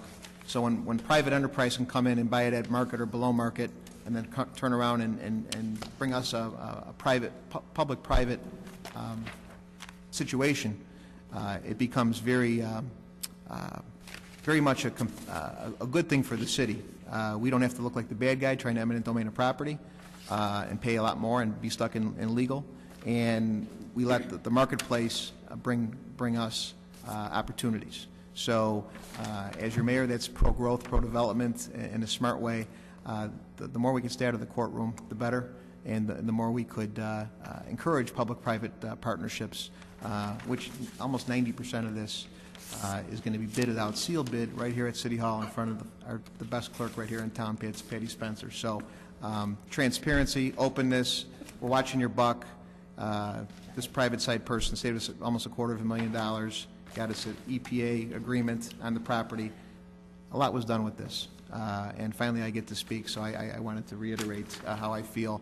And I want our downtown to be strong. I want it to be developable. And when you have the parking, when you got the seeds in place, it just makes it more fertile for that to happen. So next on the agenda is the report from the Joint Park District Committee, which is a partnership between the city and parks. I would look to Alderman Hipskin. Yes, this is a suggestion from the mayor Oh, need a motion, I apologize. I'd like to get a motion to report. Yeah, Patty, can you read the report, please, on, Yes. on item B? I apologize. It is therefore the recommendation of the Finance, Council Affairs, and Administrative Services Committee that the City Council accept the proposal from the Park District to establish a formal Park District/City Committee. Respectfully submitted, Finance, Council Affairs, and Administrative Services Committee, signed by Stephen W. Hipskin, Chairman, Kevin L. York, Vice Chairman, Mark A. Mulliner, and Diane Gutenhoff. I'll need a motion and a second. Put this on the floor. Alderman Hipskin, Alderman York, discussion. Yes, actually, I'd like to just do a little explanation on this. We've looked at this before, and in past councils before our present mayor, and it was something to think about. The new mayor brought this up, and I think at this point it is the right time for this committee to start in its existence and really start to grow. The committee itself will consist of 2 city council members, 2 park district members, the city manager, and the park district executive director. The terms, actually, so we'll apply to the mayor and then be appointed to this committee, so we can all apply, and the mayor has a decision. The term will be for 2 years, and there will be 2 meetings a year for all 6 members to meet. It's not limited to two meetings. It's as opportunities come about. We really see this as a beginning of a closer relationship with the Park District and to bloom into other governing bodies within Elmhurst. So it's pretty progressive. I'm excited about it, and if anyone has any comment or other suggestions, I'd love to hear about them, because it is something new.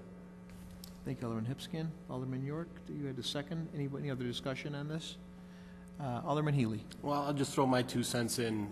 Since I was on the park board at the time, this committee was originally proposed by the park board to the city council, and you know, it came at a time where, quite honestly, and those of you that are on the city council might recall that, you know, the relationship between the park board and the city council, well, a little tense, a little rocky. We had some issues that we didn't see eye to eye on, and you know, for all the right reasons, it was decided that it wouldn't be the best.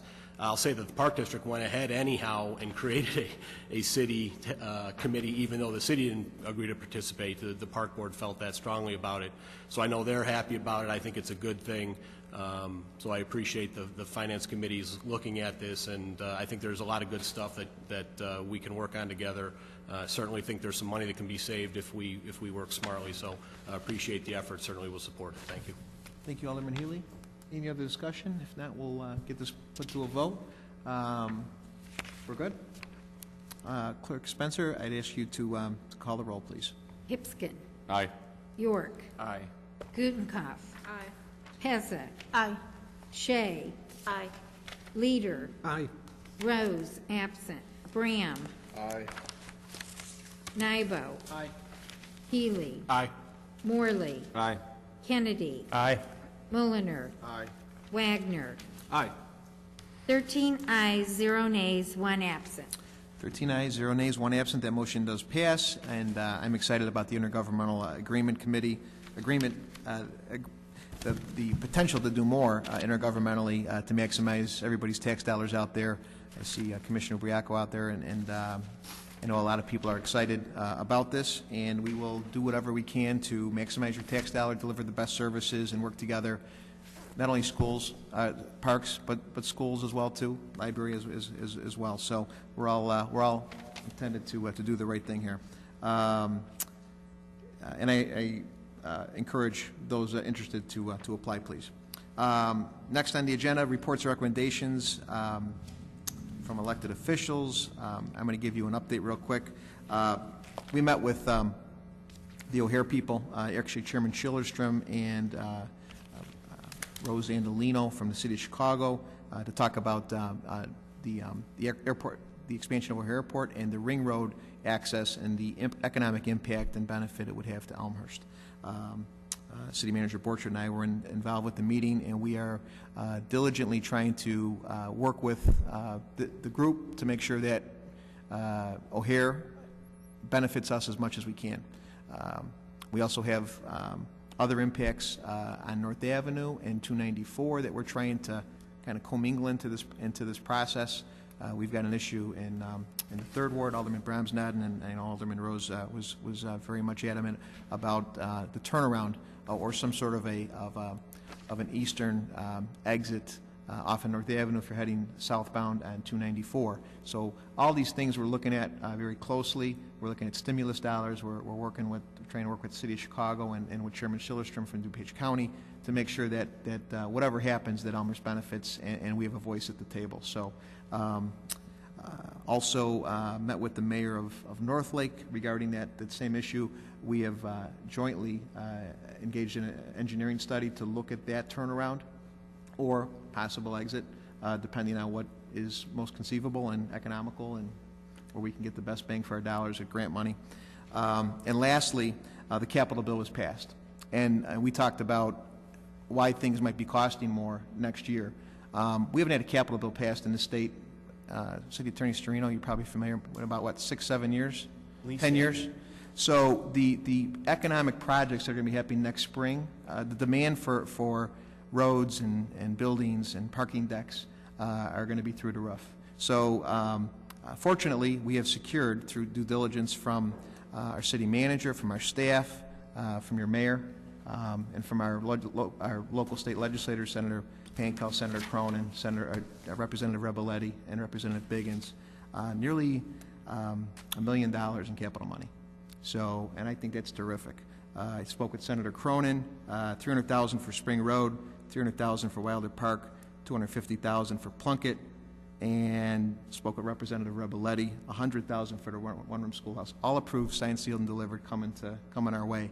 In addition to that, we can expect almost just under $1 million in motor fuel tax, an increase in user costs, in addition to those dollars. So, fortunately, even though there's issues in gridlock in Springfield, there was a capital bill passed, and our representatives fought diligently to bring home some money and bring home the bacon. But thanks to our city manager, who's constantly in touch with those representatives and our senators, we've been able to really leverage our needs in Elmhurst against what's coming in capital dollars. Also, in addition to that, and I would have to argue that it's more than the paper it's written on, because I actually sat with Mr. Pagano, the CEO of Metro, myself, along with Senator Pankow and City Manager Borchert. He's telling us at least $2 million, possibly $2.5 million. So I was impressed. The capital bill was signed. He goes, if the capital bill is signed, we'll have it. So I will take him on his word, but I'm excited. This project would have been a no-brainer regardless of the grant money, but we're always looking to bring home whatever dollars we can from the state, from the other governmental agencies, and working together with our partners. So lastly, let's see here. I think that's it for me. Anybody else with elected official announcements? Alderman Brown. Actually, it's a follow-up with one of your announcements. I've started to receive a pretty big increase in calls in regards to O'Hare expansion, the airplane noise, et cetera. I would like to make a request to yourself and City Manager Borchert, if I may, of communicating not only to the elected officials, especially the elected officials on the north side that are greatly impacted, about these meetings that do occur, but also any meetings that are out there that the general public could also attend, if it albeit be about the expansion, about the noise, or the ring road. So, thank you, Alderman Brown. And that was one thing I brought up. City Manager Borchert heard me loud and clear.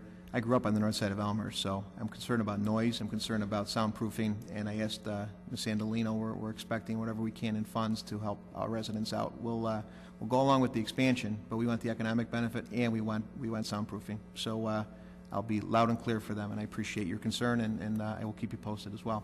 Anybody else? Alderman Gutenkopf, and I'll go to Alderman Leader. Thank you, Mr. Mayor.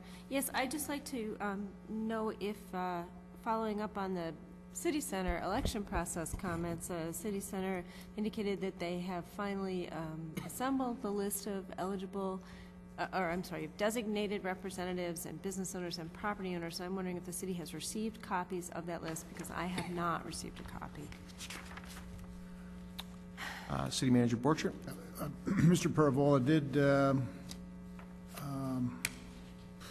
provide a note to me for the request of the City Council last night, and it is the City Center Merchant Membership List. Is it the list of designated signers for the petitions, and does it include the property owners? And it includes a designated representative and then a second list of the commercial property owner with designated representative, so Great. we do have those. Good, thank you. All righty. Alderman Leader. I would just like to second Alderman Graham, because in the second ward, we're running into the same problem, as you know, growing up in the second ward. And I'm hearing more and more of that, so I would like to push forward to whatever we possibly can to help out these people, and myself, because they sound like they're landing in my backyard, honestly. Yes. Thank you, Alderman Leader. And one thing they did mention to me, with the new configuration of runways, we will see less traffic over that diagonal runway. I would like to see the runway go away, personally. But because it's considered an all-weather runway, that will not happen from what they're saying. But Itasca and the cities east and west will be greater impacted than, and actually our traffic will actually go down. But we're going to monitor it, we're going to watch them. That's right. And we'll stay on it. And I appreciate it, having grown up on Highland and Grantley, not too far from the Vanix. I can appreciate the thunder. Alderman Mulliner, do you have a hand up? Yeah, I just want to make a comment. We received in our packet tonight, and I think we should be proud of this. Our new police SUV received an award for the design, and I think actually what they've done with the police vehicles is tremendous. They've created a much higher visibility vehicle, and I've heard many comments from the neighbors that they think there's more police cars on the street now than there were, and it's actually the same number. It's just that they can see them now because they're black and white. Thank you, Alderman Mulliner. Any other updates or recommendations from elected officials at this time? Hearing none, I will then go to other business. Item A, the approval by motion of the IUOE Union City Agreement Amendment. I would ask City Clerk Spencer if she could. You don't read that? Okay. If it's too. Want me to read the letter? You want me to give a short synopsis real quick of what that is, or so we know what we're voting on? Or maybe City Manager Borchert could just sum that up, talk about the various things. City Manager Borchert, thank you. Yeah, this is a side letter of agreement between the City of Elmhurst and the Public Works Union, which is the International Union of Operating Engineers, Local 150.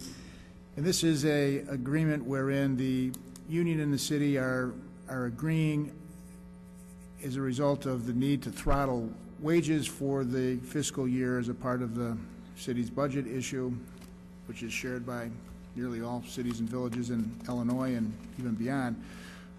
But to get the 2% reduction in what otherwise would have been appropriate wage adjustments, the Public Works Union is agreeing to take 5 unpaid furlough days between now and the end of this fiscal year. The union has voted to approve. The City Council now must vote to approve, and this will be a then approved amendment to the agreement, union agreement between the City of Elmhurst and IUOE Local 150. Thank you, City Manager Borchert. So basically what we're doing is approving a report to accept this agreement, or excuse me, approved by motion. I move acceptance of this. Move acceptance, second by Alderman Hipskin. And I would ask Clerk Spencer to call the roll, please. Mulliner. Aye. Hipskin. Aye. Gutenkopf. Aye. Hezza. Aye. Shea. Aye. Leader. Aye. Rose absent. Graham. Aye. York. Aye. Nybo. Aye. Healy. Aye. Morley. Aye. Kennedy. Aye. Wagner. Aye. 13 ayes, 0 nays, 1 absent. 13 ayes, 0 nays, 1 absent. And now motion does carry. Next on the agenda, Item 10 is announcements. Alderman Mulliner. I just want to make this comment. I think we need to thank the union for doing this. This is a big help to us as a city, and as revenue comes back, I think that this is something that is just going to be something that helps us out in the long term, and I appreciate the union helping us out in this issue. Thank you, Alderman Mulliner. It's a very good point. Our workers are working with less, and they're giving things up, but they're also keeping their jobs, and they understand we're in tough times, and they're doing what they can to make it palatable. So we do appreciate that. They do a great job. They do a great job, is right. So we all saw that on the storm issue, and they were out there throughout the night. So anybody else for announcements? Alderman Wagner, do you have an announcement that you wanted to mention? Oh, that was it? Okay, all right, very good. Hearing no more announcements, I ask for a motion to adjourn. Alderman Brown, Alderman Healy, all in favor? Aye. Adjourn. We recess.